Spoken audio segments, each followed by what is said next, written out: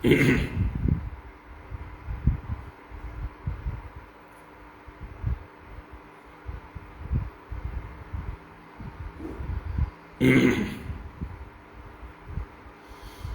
ഓം ഹരി ഓം. എല്ലാവർക്കും നമസ്കാരം. ഓം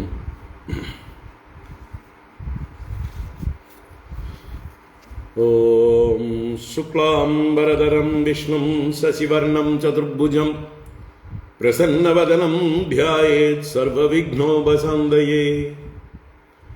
ഗുരവേ സർവലോകാനാം വിഷജേ ഭവരോഗിണാം നിധയേ സർവവിദ്യാനാം ദക്ഷിണാമൂർത്തയേ നമഃ. ജന്മാദ്യസ്യ യതോന്വയാദിതരതശ്ചാർത്ഥേഷ്വഭിജ്ഞസ്വരാട് തേനേ ബ്രഹ്മഹൃദായ ആദികവയേ മുഹ്യന്തി യത്സൂരയഃ. തേജോ വാരിമൃതാം യദാ വിനിമയോ യത്ര ത്രിസർഗോ മൃഷാ ധാംനാ സ്വേന സദാ നിരസ്തകുഹകം സത്യം പരം ധീമഹി. ധർമ്മഃ പ്രോജ്ജിതകൈതവോऽത്ര പരമോ നിർമ്മത്സരാണാം സതാം വേദ്യം വാസ്തവമത്ര വസ്തു ശിവദം താപത്രയോന്മൂലനം. ശ്രീമദ്ഭാഗവതേ മഹാമുനികൃതേ കിം വാ പരൈരീശ്വരഃ സദ്യോ ഹൃദ്യവരുധ്യതേത്ര കൃതിഭിഃ ശുശ്രൂഷുഭിസ്തക്ഷണാത്. നിഗമകൽപതരോർഗളിതം ഫലം സുഖമുഖാദമൃതദ്രവസംയുതം പിബത ഭാഗവതം രസമാലയം മുഹുരഹോ രസികാ ഭുവി ഭാവുകാഃ. നാരായണം നമസ്കൃത്യ നരം ചൈവ നരോത്തമം ദേവീം സരസ്വതീം വ്യാസം തതോ ജയമുദീരയേത്. യം പ്രവ്രജന്തമനുപേതമപേതകൃത്യം ദ്വൈപായനോ വിരഹകാതര ആജുഹാവ. പുത്രേതി തന്മയതയാ തരവോഭിനേതുഃ തം സർവഭൂതഹൃദയം മുനിമാനതോസ്മി. യസ്വാനുഭാവമഖിലശ്രുതിസാരമേകം അധ്യാത്മദീപമതിതിതീർഷദാം തമോന്തം സംസാരിണാം കരുണയാഃ പുരാണഗുഹ്യം തം വ്യാസസൂനുമുപയാമി ഗുരും മുനീനാം. മൂകം കരോതി വാചാലം പങ്കും ലംഘയത്തെ ഗിരിം യത്കൃപാതമഹം വന്ദേ പരമാനന്ദമാധവം. യം ബ്രഹ്മാ വരുണേന്ദ്രരുദ്രമരുതഃ സ്തുന്വന്തി ദിവ്യൈസ്തവൈഃ വേദൈഃ സാംഗപദക്രമോപനിഷദൈഃ ഗായന്തി യം സാമഗാഃ. ധ്യാനാവസ്ഥിതതദ്ഗതേന മനസാ പശ്യന്തി യം യോഗിനോ യസ്യാന്തം ന വിദുഃ സുരാസുരഗണാഃ. ദേവായ തസ്മൈ നമഃ. കോമളം കൂജയൻ വേണും ശ്യാമളോയം കുമാരകഃ വേദവേദ്യം പരം ബ്രഹ്മ ഭാസതാം പുരതോ മമ. ഭൂതൈർമഹദ്ഭിർയയിമാ പുരോ വിഭുഃ നിർമ്മായ ശേദേ യദമൂഷു പൂരുഷഃ. ഭുങ്ക്തേ ഗുണാൻ ഷോഡശ ഷോഡശാത്മകഃ സോലങ്കൃഷീഷ്ട ഭഗവാൻ വജാംസി മേ. സച്ചിദാനന്ദരൂപായ വിശ്വോത്പത്യാദിഹേതവേ താപത്രയ വിനാശായ ശ്രീകൃഷ്ണായ വയം നുമഃ. കൃഷ്ണായ വാസുദേവായ ഹരയേ പരമാത്മനെ പ്രണതക്ലേശനാശായ ഗോവിന്ദായ നമോ നമഃ. കൃഷ്ണായ വാസുദേവായ ദേവകീനന്ദനായ ച നന്ദഗോപകുമാരായ ഗോവിന്ദായ നമോ നമഃ. നമഃ പങ്കജനാഭായ നമഃ പങ്കജമാലിനേ നമഃ പങ്കജനേത്രായ നമസ്തേ പങ്കജാംഗ്രയേ. പീതാംബരം കരവിരാജിതശങ്കചക്രകൗമോദഗീ സരസിജം കരുണാസമുദ്രം രാധാസഹായമതിസുന്ദരമന്ദഹാസം വാതാലയേശമനിശം ഹൃദി ഭാവയാമി. വാതാലയേശമനിശം ഹൃദി ഭാവയാമി.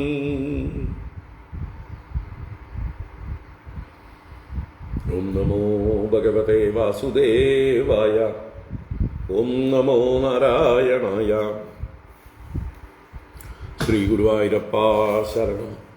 ഓം നമഃ പരമഋഷിഭ്യോ നമഃ പരമഋഷിഭ്യഃ.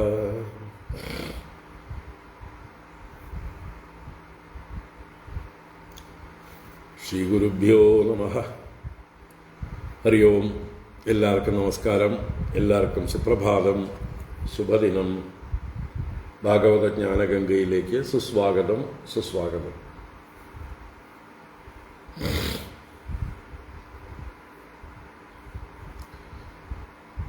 ഭാഗവത ജ്ഞാനഗംഗ ദശമസ്കന്ധത്തിൽ 75-ാം അധ്യായത്തിലേക്ക് പ്രവേശിക്കുകയാണ് നമ്മൾ. ദുര്യോധന മാനഭംഗം എന്ന് ചുരുക്കി പറയാം ഈ അധ്യായത്തെ. കഴിഞ്ഞ 3 അധ്യായങ്ങളായിട്ട് രാജസൂയ യാഗം വിശദീകരിക്കുകയായിരുന്നു. ആ രാജസൂയ യാഗം ഉപസംഹരിക്കുന്ന സമയത്ത് ശ്രീശുക ബ്രഹ്മർഷി പരീക്ഷത്തിനോട് പറഞ്ഞു, ആ യാഗത്തിൽ പങ്കെടുത്ത എല്ലാവരും സന്തോഷിച്ച് തൃപ്തരായി മടങ്ങിപ്പോയി, ദുര്യോധനൻ ഒഴികെ എന്ന് പറഞ്ഞു. കഴിഞ്ഞ അധ്യായത്തിലെ 53-ാം ശ്ലോകത്തിലാണത് പറഞ്ഞത്. ദുര്യോധനം മൃതേ പാപം കലിം കുരുകുലാമയം യോനസേഹേ ശ്രിയം സ്ഫീതാം ദൃഷ്ട്വാ പാണ്ഡുസുതസ്യതാം. അപ്പം അതിൻ്റെ തൊട്ട് മുമ്പിലത്തെ ശ്ലോകത്തിൽ പറഞ്ഞു, എല്ലാ രാജാക്കന്മാരും അതുപോലെ ദേവന്മാര്, മനുഷ്യന്മാര്, ആകാശചാരികളായ ഗന്ധർവാദികൾ എല്ലാവരും കൃഷ്ണനെയും ഈ യാഗത്തെയും പ്രശംസിക്കുന്നവരായി അവരവരുടെ ധാമങ്ങളിലേക്ക് മടങ്ങിപ്പോയി, ദുര്യോധനൻ ഒഴികെ. കാരണം അയാൾ മഹാപാപിയാണ്, കലിയാണ്, ഈ കുരുകുലത്തിന് നാശം ഉണ്ടാക്കാൻ വേണ്ടി വന്ന് ജനിച്ച ഒരു ആമയം, രോഗം എന്ന പോലെയാണ്. ആ പാണ്ഡുസുതസ്യ താം സ്ഫീതാം ശ്രിയം ദൃഷ്ട്വ, പാണ്ഡുപുത്രനായ യുധിഷ്ഠിരന്റെ ആ വർദ്ധിച്ചതായിട്ടുള്ള ഐശ്വര്യത്തെ കണ്ടിട്ട് യോ ന സേഹെ, ഏതൊരുവന് സഹിച്ചില്ല എന്ന്. അപ്പം ആ ഒരു അസഹിഷ്ണുത, അസൂയ എന്നുള്ള വാക്കിൻ്റെ അർത്ഥം തന്നെ അതാണ്. പരന്റെ ഉത്കർഷയിൽ അസഹിഷ്ണുത, അതാണ് അസഹിഷ്ണുത, അസൂയയുടെ അർത്ഥം. അപ്പൊ ഇവിടെ യുധിഷ്ഠിരന്റെ ഉത്കർഷത്തിൽ അസഹിഷ്ണുതയുണ്ടായി, വളരെ വിഷമിച്ചിട്ടാണ് ദുര്യോധനൻ അതിൽ പങ്കെടുത്തത്. മാത്രമല്ല, കുറച്ചുകൂടി അദ്ദേഹത്തിന് പ്രത്യേകമായിട്ട് മാനനഷ്ടവും അവിടെ ഉണ്ടായി. അത് വിശദമാക്കുകയാണ് ഈ 75-ാം അധ്യായത്തിൽ. അപ്പോൾ രാജസൂയ യാഗം എങ്ങനെയായിരുന്നു നടന്നത് എന്ന് ചുരുക്കി പറഞ്ഞിട്ട് അതിൽ ദുര്യോധനന്റെ റോള് എന്തായിരുന്നു, ദുര്യോധനന് എന്ത് ചുമതലയാണ് കൊടുത്തിരുന്നത്, ആ ചുമതല അദ്ദേഹം എങ്ങനെയാണ് നിർവഹിച്ചത്, അതുകൊണ്ട് അദ്ദേഹത്തിന് എന്താണ് ക്ഷീണമുണ്ടായത്, ഇതൊക്കെയാണ് നമ്മൾ ഈ അധ്യായത്തിൽ കാണാൻ പോകുന്നത്. അതുപോലെ ദുര്യോധനന് ആ ഇന്ദ്രപ്രസ്ഥത്തിലെ മയനിർമ്മിതമായ സഭയിൽ സ്ഥലജല വിഭ്രാന്തി ഉണ്ടായി. അതിലാണ് അദ്ദേഹം ഏറ്റവും അധികം നാണം കെട്ടത്. അങ്ങനെ നാണം കെട്ട് അവിടുന്ന് ഇറങ്ങിപ്പോകേണ്ടി വന്നു. ആ കാര്യങ്ങളെ വിശദീകരിക്കുകയാണ് ഈ 75-ാം അധ്യായം.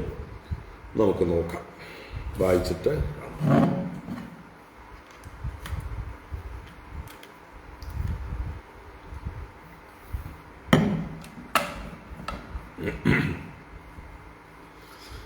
ഓം നമോ ഭഗവതേ വാസുദേവായ. അഥ ശ്രീമദ്ഭാഗവതേ ദശമസ്കന്ധേ ഉത്തരാർദ്ധേ പഞ്ചസപ്തതിതമോऽധ്യായഃ. രാജോവാച അജാതശത്രോസ്തം ദൃഷ്ട്വാ രാജസൂയമഹോദയം സർവേ മുമുദിരേ ബ്രഹ്മൻ നൃദേവായേ സമാഗതാഃ. ദുര്യോധനം വർജയിത്വാ രാജാനഃ സർഷയസുരാഃ ഇതി ശ്രുതം നോ ഭഗവൻ തത്ര കാരണമുച്യതാം.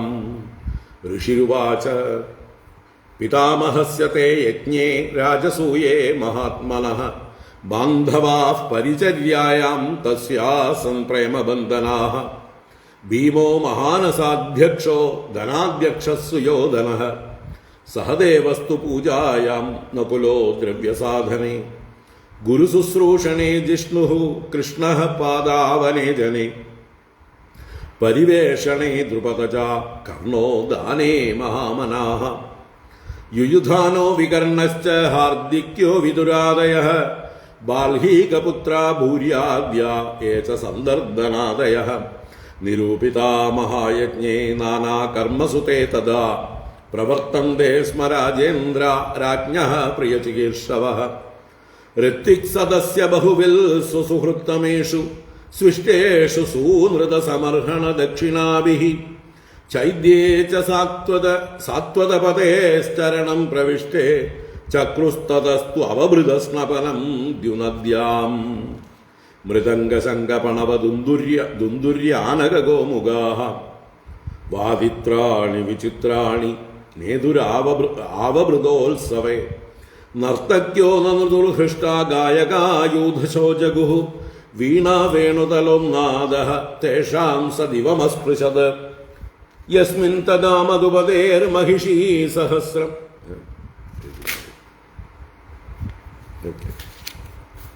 ചിത്രധ്വജപതാകാഗ്രൈർ ഇഭേന്ദ്രസ്യന്ദനാർവഭിഃ. സ്വലംകൃതൈർബടൈർഭൂപാ നിർയയൂരുക്മമാലിനഃ. യദുസൃഞ്ജയ കാംബോജ കുരുകേകയ കോസലാഃ. കമ്പയന്തോ ഭുവം സൈന്യൈഃ യജമാനപുരസ്സരാഃ. സദസ്യ ഋത്വിഗ്ദ്വിജശ്രേഷ്ഠാ ബ്രഹ്മഘോഷേണ ഭൂയസാ. ദേവർഷി പിതൃഗന്ധർവാഃ തുഷ്ടുഃ പുഷ്പവർഷിണഃ. സ്വലംകൃതാനരാ നാര്യോ ഗന്ധസ്രഗ്ഭൂഷണാംബരൈഃ. വിലിംബന്ത്യോ അഭിഷിഞ്ചന്ത്യോ വിജഹ്രുർവിവിധൈർരസൈഃ. തൈലഘോരസഗന്ധോദഹരിദ്രാസാന്ദ്രകുങ്കുമൈഃ. പുംഭിർലിപ്താ പ്രലിംബന്ത്യോ വിജഹ്രുർവാരയോഷിതഃ. ഗുപ്താ നൃഭിർനിരഗമൻ ഉപലബ്ധുമേതദ്ദേവ്യോ യദാ ദിവി വിമാനവരൈർനൃദേവ്യഃ. താമാതുലേയ സഖിഭിഃ പരിഷിച്യമാനാഃ. സവ്രീഡഃ സവികസദ്വദനാ വിരേജുഃ.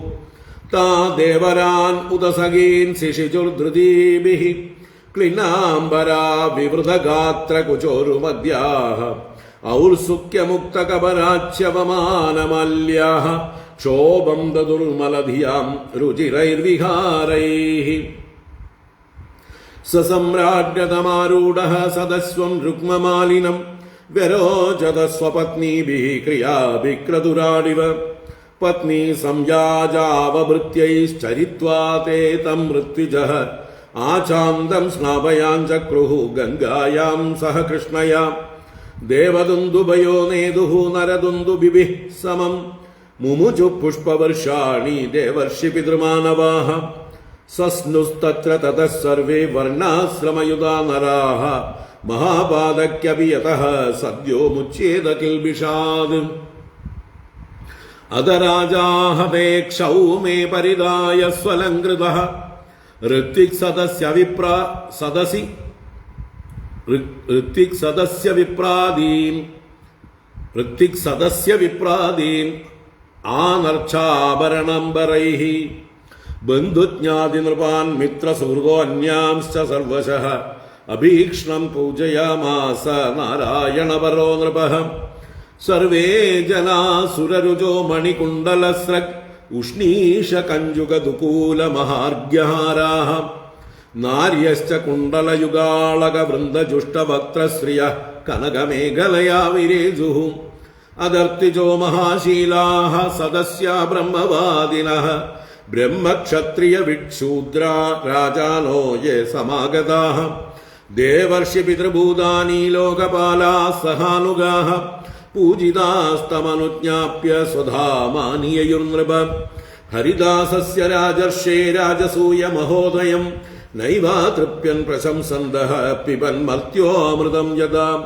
തതോ യുധിഷ്ഠിരോ രാജാ സുഹൃൽ സംബന്ധി ബാന്ധവാൻ പ്രേംണാ നിവാസയാമാസ കൃഷ്ണം ച ത്യാഗകാതരഃ.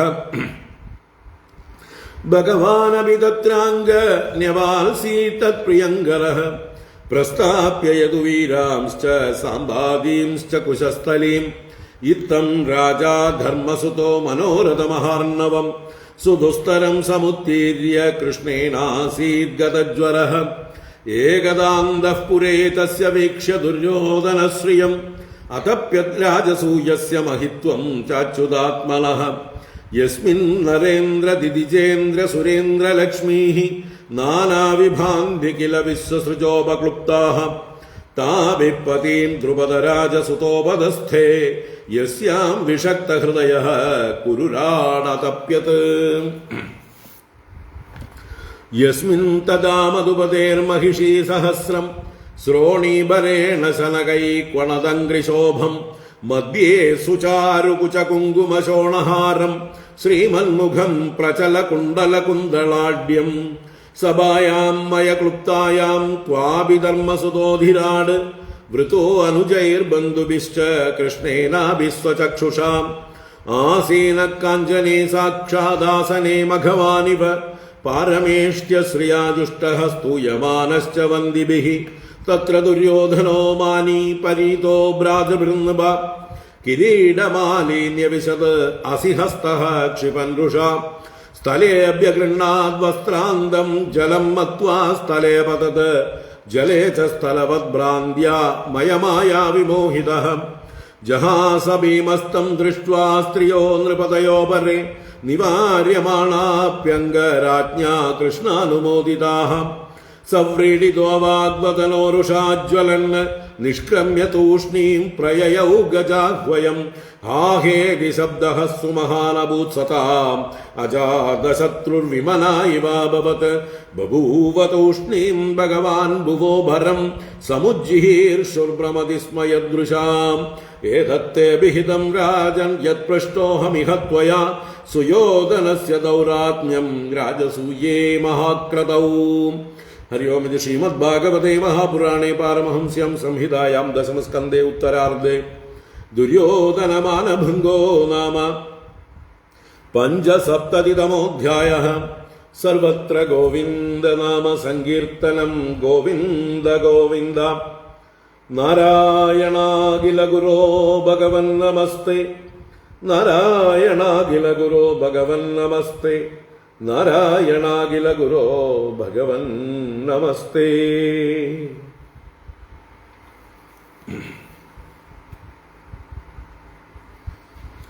ഹരി ഓം. എല്ലാവർക്കും ഒരിക്കൽ കൂടെ നമസ്കാരം. എല്ലാവർക്കും സുപ്രഭാതം, ശുഭദിനം. ഭാഗവത ജ്ഞാനഗംഗയിലേക്ക് സുസ്വാഗതം, സുസ്വാഗതം.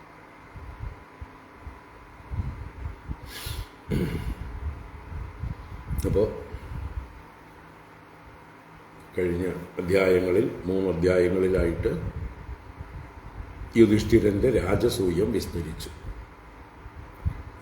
ആദ്യം ദിഗ്വിജയം, അത് കഴിഞ്ഞ് ജരാസന്ധ വധം, രാജാക്കന്മാരെ മോചിപ്പിച്ചത്, അതിനുശേഷം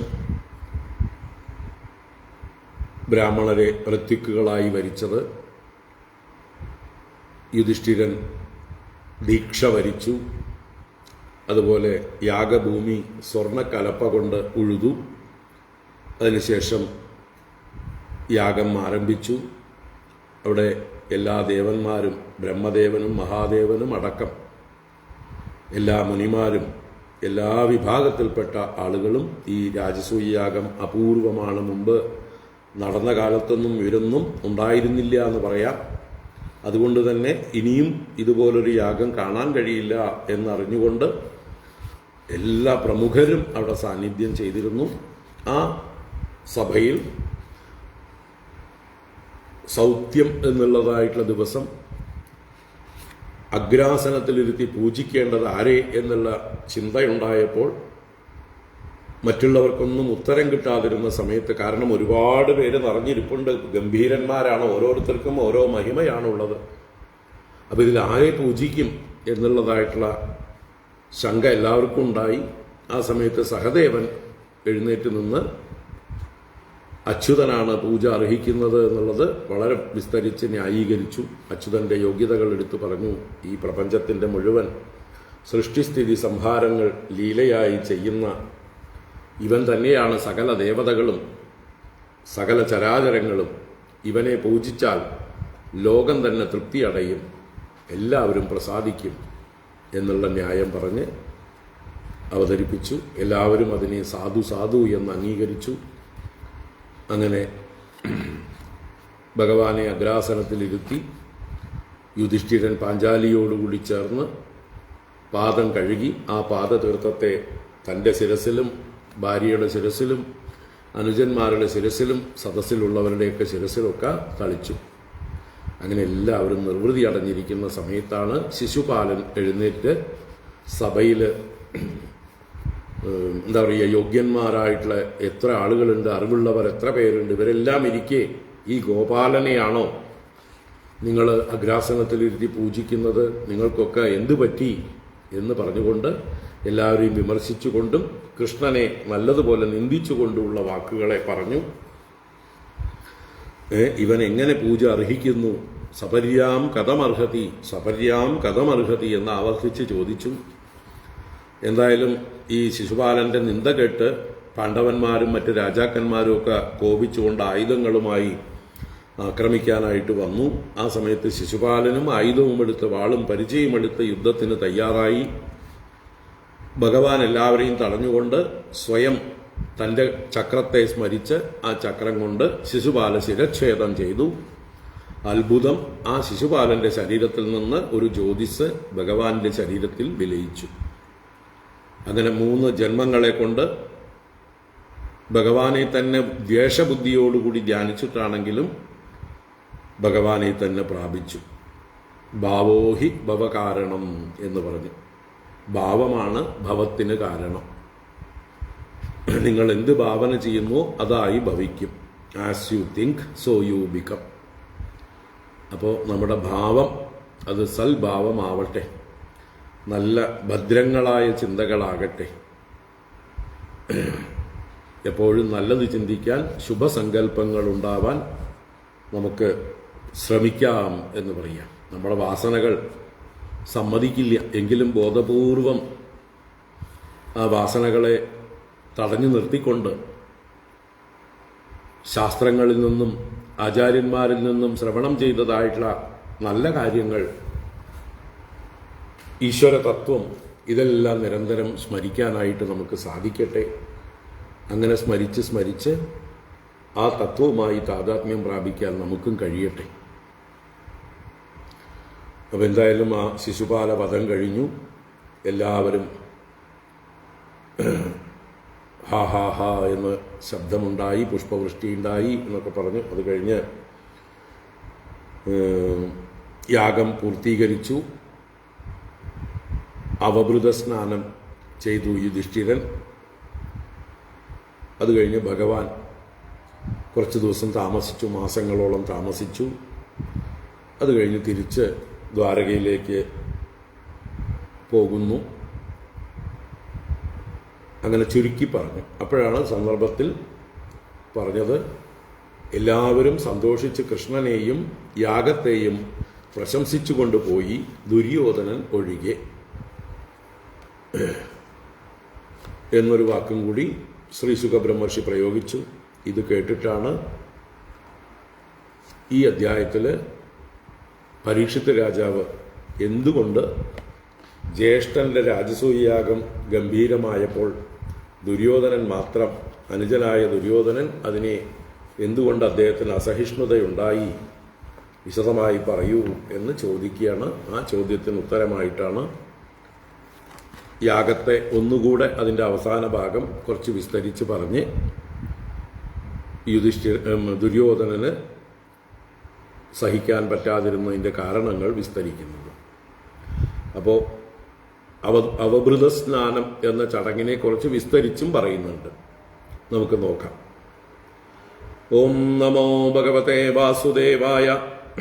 അധ ശ്രീമദ്ഭാഗവതേ ദശമസ്കന്ധേ ഉത്തരാർദ്ധേ 5സപ്തതിതമോऽധ്യായഃ.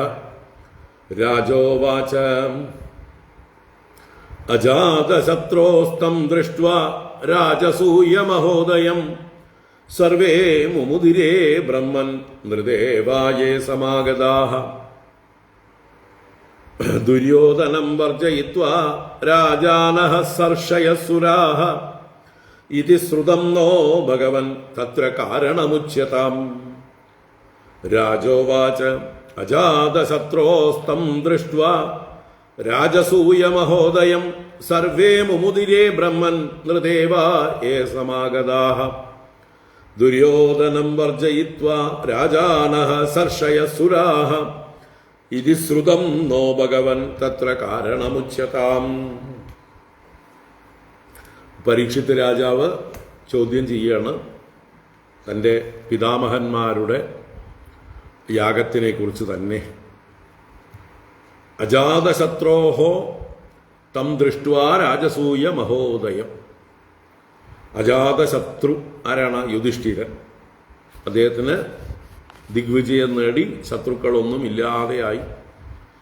അങ്ങനെയുള്ള ശത്രുക്കളെയെല്ലാം ജയിച്ചവൻ അല്ലെങ്കിൽ ശത്രുക്കളില്ലാത്തവനായിട്ടുള്ള തം രാജസൂയ മഹോദയം ദൃഷ്ടുവ, ആ രാജസൂയത്തിന്റെ മഹോദയത്തെ, മഹോദയം എന്ന് പറഞ്ഞാൽ അതിൻ്റെ മഹാത്മ്യം, അതിൻ്റെ ഉത്കർഷ ശ്രേഷ്ഠത ഒരു കുറവുമില്ലാതെ അത് വേണ്ടതുപോലെ നടന്നു.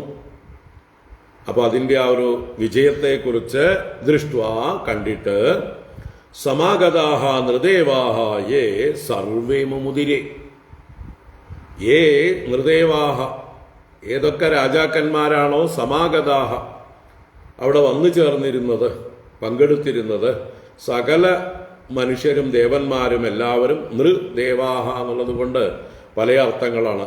നൃ നരശ്ച അല്ലെങ്കിൽ നരാശ്ച ദേവാശ്ച, നരന്മാരും ദേവന്മാരും എന്ന് രണ്ടായി പിരിക്കാം.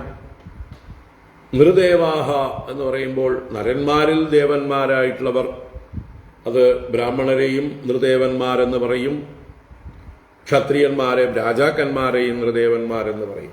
അപ്പൊ എന്തായാലും എല്ലാ തരത്തിലും നരന്മാരും ദേവന്മാരും എന്നുള്ള അർത്ഥം ഇവിടെ എടുക്കാം. ഭൂമിയിലെ മനുഷ്യന്മാരും ദേവന്മാരും എല്ലാവരും തന്നെ അവിടെ വന്നു ചേർന്നവർ യേ സർവേ മുമുദിരേ, എല്ലാവരും മോദിച്ചു, എല്ലാവരും സന്തോഷിച്ചു, എന്തെന്നില്ലാത്ത സന്തോഷമുണ്ടായി എന്ന് പറയാം. അപ്പം മൊത്തത്തിൽ ആ ഒരു കാര്യം പറഞ്ഞിട്ട് ദുര്യോധനം വർജയിത്വാ രാജാനഃ സർഷയസുരാഃ ഇതി ശ്രുതം നോ ഭഗവൻ തത്ര കാരണമുച്യതാം. ഹേ ഭഗവൻ, സർവജ്ഞനായിട്ടുള്ള ശ്രീശുക ബ്രഹ്മർഷേ, അങ്ങെല്ലാം അറിയുമല്ലോ, എന്താ കാരണം? ഏതിൻ്റെ? ദുര്യോധനം വർജയിത്വ, ദുര്യോധനനെ ഒഴിവാക്കിക്കൊണ്ട്, അഥവാ ദുര്യോധനനെ കൂടാതെ സർഷയഃ സുരാഃ, ഋഷികളോടുകൂടിയ സുരന്മാർ ദേവന്മാരും രാജാനഃ മറ്റു രാജാക്കന്മാരും എന്ന് ഇതീതഃ ശ്രുതം, ഞങ്ങളാൽ കേൾക്കപ്പെട്ടു. ഇപ്പൊ അങ്ങ് പറഞ്ഞു, കുറച്ചു മുമ്പേ അങ്ങ് പറഞ്ഞു, ഞങ്ങൾ കേട്ടു. അത് അപ്പൊ ഞങ്ങൾ കേട്ടത് ശരിയാണോ? ദുര്യോധനൻ മാത്രം അതിൽ സന്തോഷിച്ചില്ല, ബാക്കി ഋഷികളും ദേവന്മാരും രാജാക്കന്മാരും എല്ലാവരും സന്തോഷിച്ചു. തത്ര കാരണമുച്യതാം, ഈ വിഷയത്തിൽ എന്താണ് ദുര്യോധനന്റെ അതൃപ്തിക്ക് അസന്തുഷ്ടിക്ക് കാരണം? ഉച്യതാം, പറഞ്ഞു തരൂ, അങ്ങ് ഭഗവാനാണല്ലോ, സർവജ്ഞനാണല്ലോ, എന്താ കാരണം എന്ന് പറഞ്ഞു തരൂ എന്ന് പരീക്ഷിത്ത് ചോദ്യം ചെയ്തു. അതിന് ശ്രീശുക ബ്രഹ്മർഷി മറുപടി പറയണം. ഋഷിരുവാച പിതാമഹസ്യ തേ യജ്ഞേ രാജസൂയേ മഹാത്മനഃ ബാന്ധവാ പരിചര്യായാം തസ്യാസൻ പ്രേമബന്ധനാഃ. ഋഷിരുവാച പിതാമഹസ്യ തേ യജ്ഞേ രാജസൂയേ മഹാത്മനഃ ബാന്ധവാഃ പരിചര്യായാം തസ്യാസൻ പ്രേമബന്ധനാഃ. അപ്പോ എന്താ പറയുക, ഈ രാജസൂയയാഗം നടത്തണമെങ്കിൽ യുധിഷ്ഠിരൻ ഒറ്റയ്ക്ക് വിചാരിച്ചാൽ നടക്കില്ല. അദ്ദേഹത്തിന്റെ 4 സഹോദരന്മാരും പോരാ. ഒരുപാട് കാര്യങ്ങൾ നോക്കേണ്ടതുണ്ട്, എല്ലായിടത്തും കണ്ണെത്തേണ്ടതുണ്ട്. അപ്പൊ എന്ത് ചെയ്യും? ഏതൊരു വലിയ കാര്യമാണെങ്കിലും അതിന് പ്രത്യേകം സമിതികൾ രൂപീകരിക്കും. എന്നിട്ട് അതിനൊക്കെ അധ്യക്ഷന്മാരെ രൂപീകരിക്കും. അല്ലേ? നമ്മളിപ്പോൾ ഒരു മഹായജ്ഞം സംഘടിപ്പിക്കുമ്പോൾ അതിന് മൊത്തത്തിൽ എല്ലാറ്റിനെയും അധ്യക്ഷനായിട്ട് നോക്കാൻ ഒരാൾ, അധ്യക്ഷന്റെ ആശയങ്ങളെ നടപ്പിൽ വരുത്താനായിക്കൊണ്ട് അതിൻ്റെ കാര്യദർശികൾ, അതുപോലെ ഓരോ കാര്യങ്ങൾ പ്രത്യേകം വിഭജിച്ച്, അല്ലേ? ധനസമാഹരണം, അതുപോലെ പരിപാടികളുടെ ആസൂത്രണം, അതുപോലെ തന്നെ വരുന്ന ആളുകളെ സ്വീകരിക്കാൻ, അവരെ വേണ്ട പോലെ താമസിപ്പിക്കാൻ, അവർക്ക് വേണ്ട ഭക്ഷണ വ്യവസ്ഥകൾ, പുരോഹിതന്മാരുടെ കാര്യം, യാഗത്തിൽ വേണ്ടതായിട്ടുള്ള ദ്രവ്യങ്ങൾ ഒരുക്കൽ, അതിന് വേണ്ടതായിട്ടുള്ള പാത്രങ്ങൾ മുതലായത് ഒരുക്കൽ, അല്ലെങ്കിൽ അതിന് വേണ്ട പന്തലുകളും വേദികളും ഒക്കെ ഒരുക്കൽ, ഇങ്ങനെ ഒരുപാട് കാര്യങ്ങളുണ്ട് ഒരു കാര്യമാകുമ്പോൾ. അപ്പോൾ ഓരോന്നിനും പ്രത്യേകം ചുമതലകൾ ഏൽപ്പിച്ചു കൊടുത്തില്ലെങ്കിൽ എല്ലാം കുളമാവും. അപ്പം അതിനാണ് അല്ലേ വർക്ക് ഡിസ്ട്രിബ്യൂട്ട് ചെയ്യുക, അതാണ് മാനേജ്മെന്റ്. അപ്പോൾ നമ്മുടെ യുധിഷ്ഠിരന്റെ ഈ രാജസൂയ യാഗത്തിലും കാര്യങ്ങൾ നന്നായിട്ട് മാനേജ് ചെയ്യാനായിട്ടുള്ള ഏർപ്പാടൊക്കെ ചെയ്തിരുന്നു. അതിൻ്റെ ഏറ്റവും എന്താ പറയുക മുഖ്യ കാര്യദർശി അല്ലെങ്കിൽ കൺവീനർ അത് സാക്ഷാൽ ഭഗവാൻ തന്നെയാണ്. ഓരോരുത്തരുടെയും സ്വഭാവം അനുസരിച്ച് അവരവർക്ക് പറ്റിയ പണി ഏൽപ്പിച്ചു കൊടുക്കുന്നത്.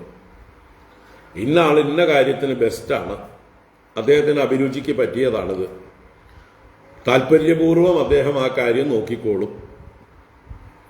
അപ്പോൾ അതിന് പറ്റിയ ആളെ ആ കാര്യങ്ങൾ ഏൽപ്പിക്കുക. ഒരു വിഷയത്തിൽ താല്പര്യമില്ലാത്ത ആളെ ആ പണി ഏൽപ്പിച്ചാലോ ഒന്നും നടക്കില്ല, അല്ലേ? ഓരോന്നിലും വിപരീത താല്പര്യക്കാരെ ഏൽപ്പിച്ചാൽ എല്ലാം നശിപ്പിക്കും, കുളമാക്കും. അപ്പം അതിന് ഓരോരുത്തരുടെ താല്പര്യം എന്തെന്ന് അറിഞ്ഞ് അവർക്ക് ഉത്തരവാദിത്വം കൊടുക്കണം.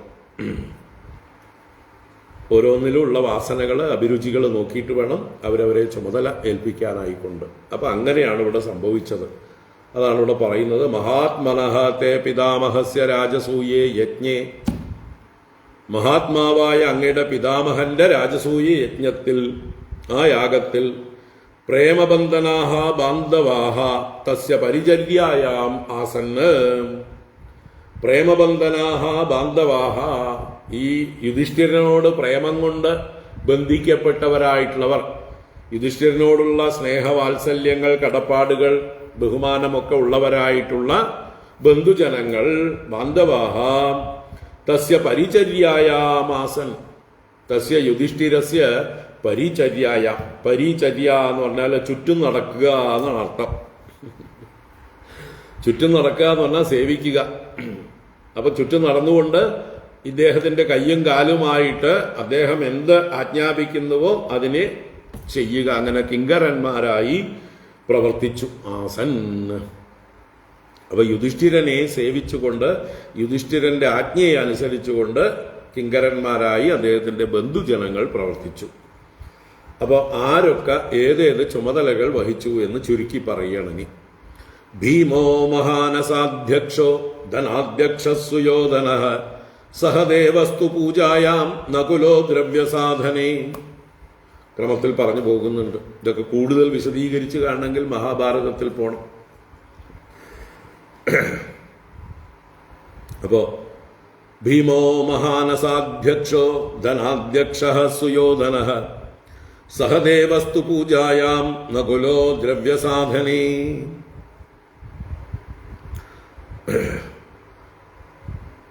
എടുത്തു പറയുന്നു, ഭീമഃ മഹാനസ അധ്യക്ഷഃ.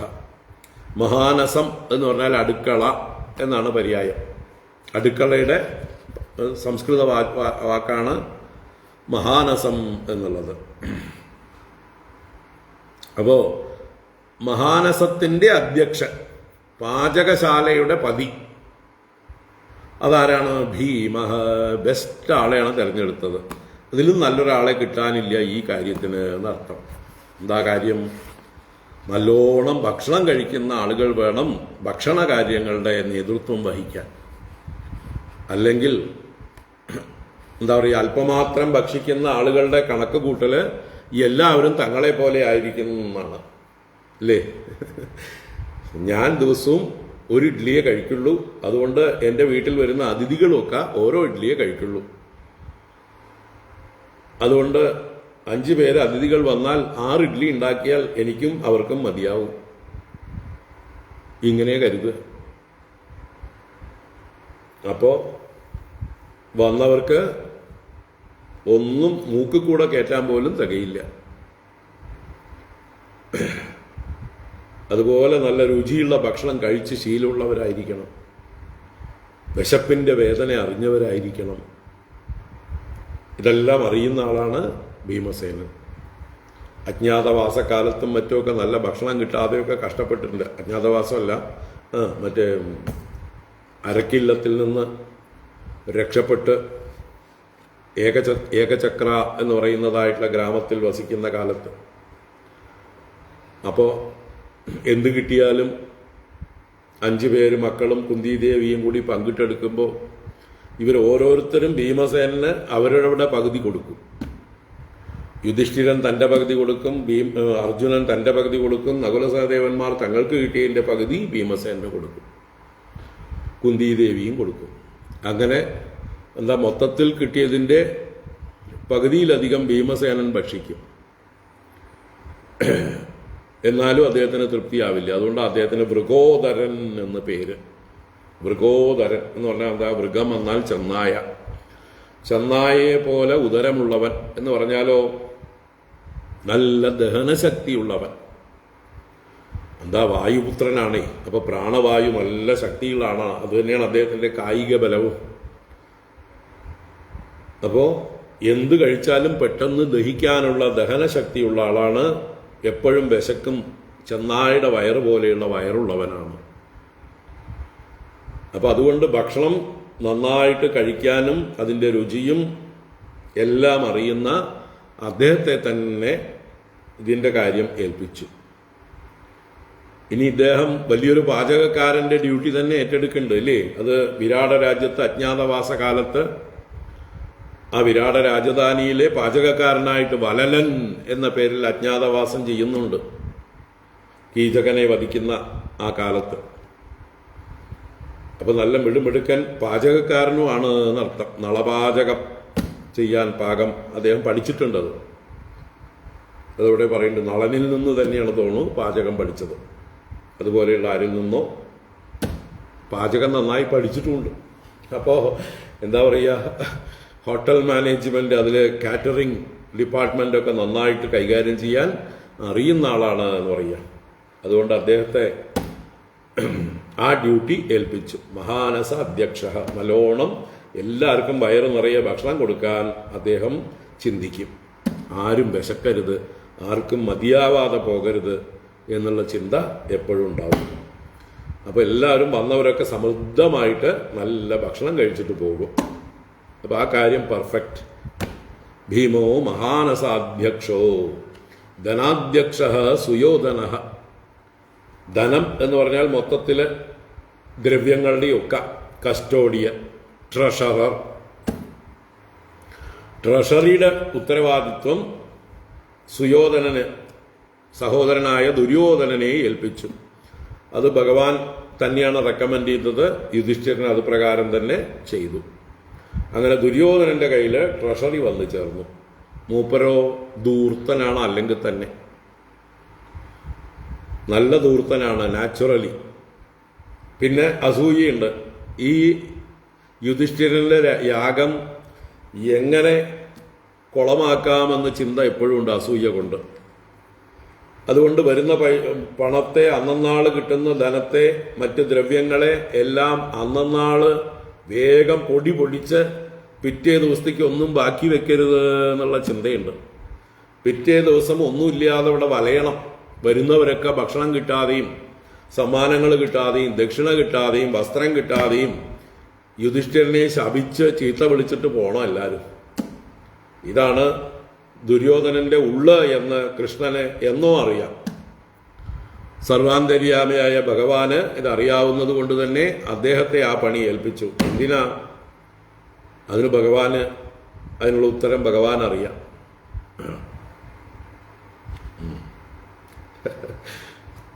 അത് കേട്ടിട്ടുണ്ട്. അവിയലിന്റെ ഇൻവെന്റർ ഭീമസേനനാണെന്ന് അല്ലേ? അവിയൽ ആദ്യമായി കണ്ടുപിടിച്ചത് ഭീമസേനാണെന്ന് കേട്ടിട്ടുണ്ട്.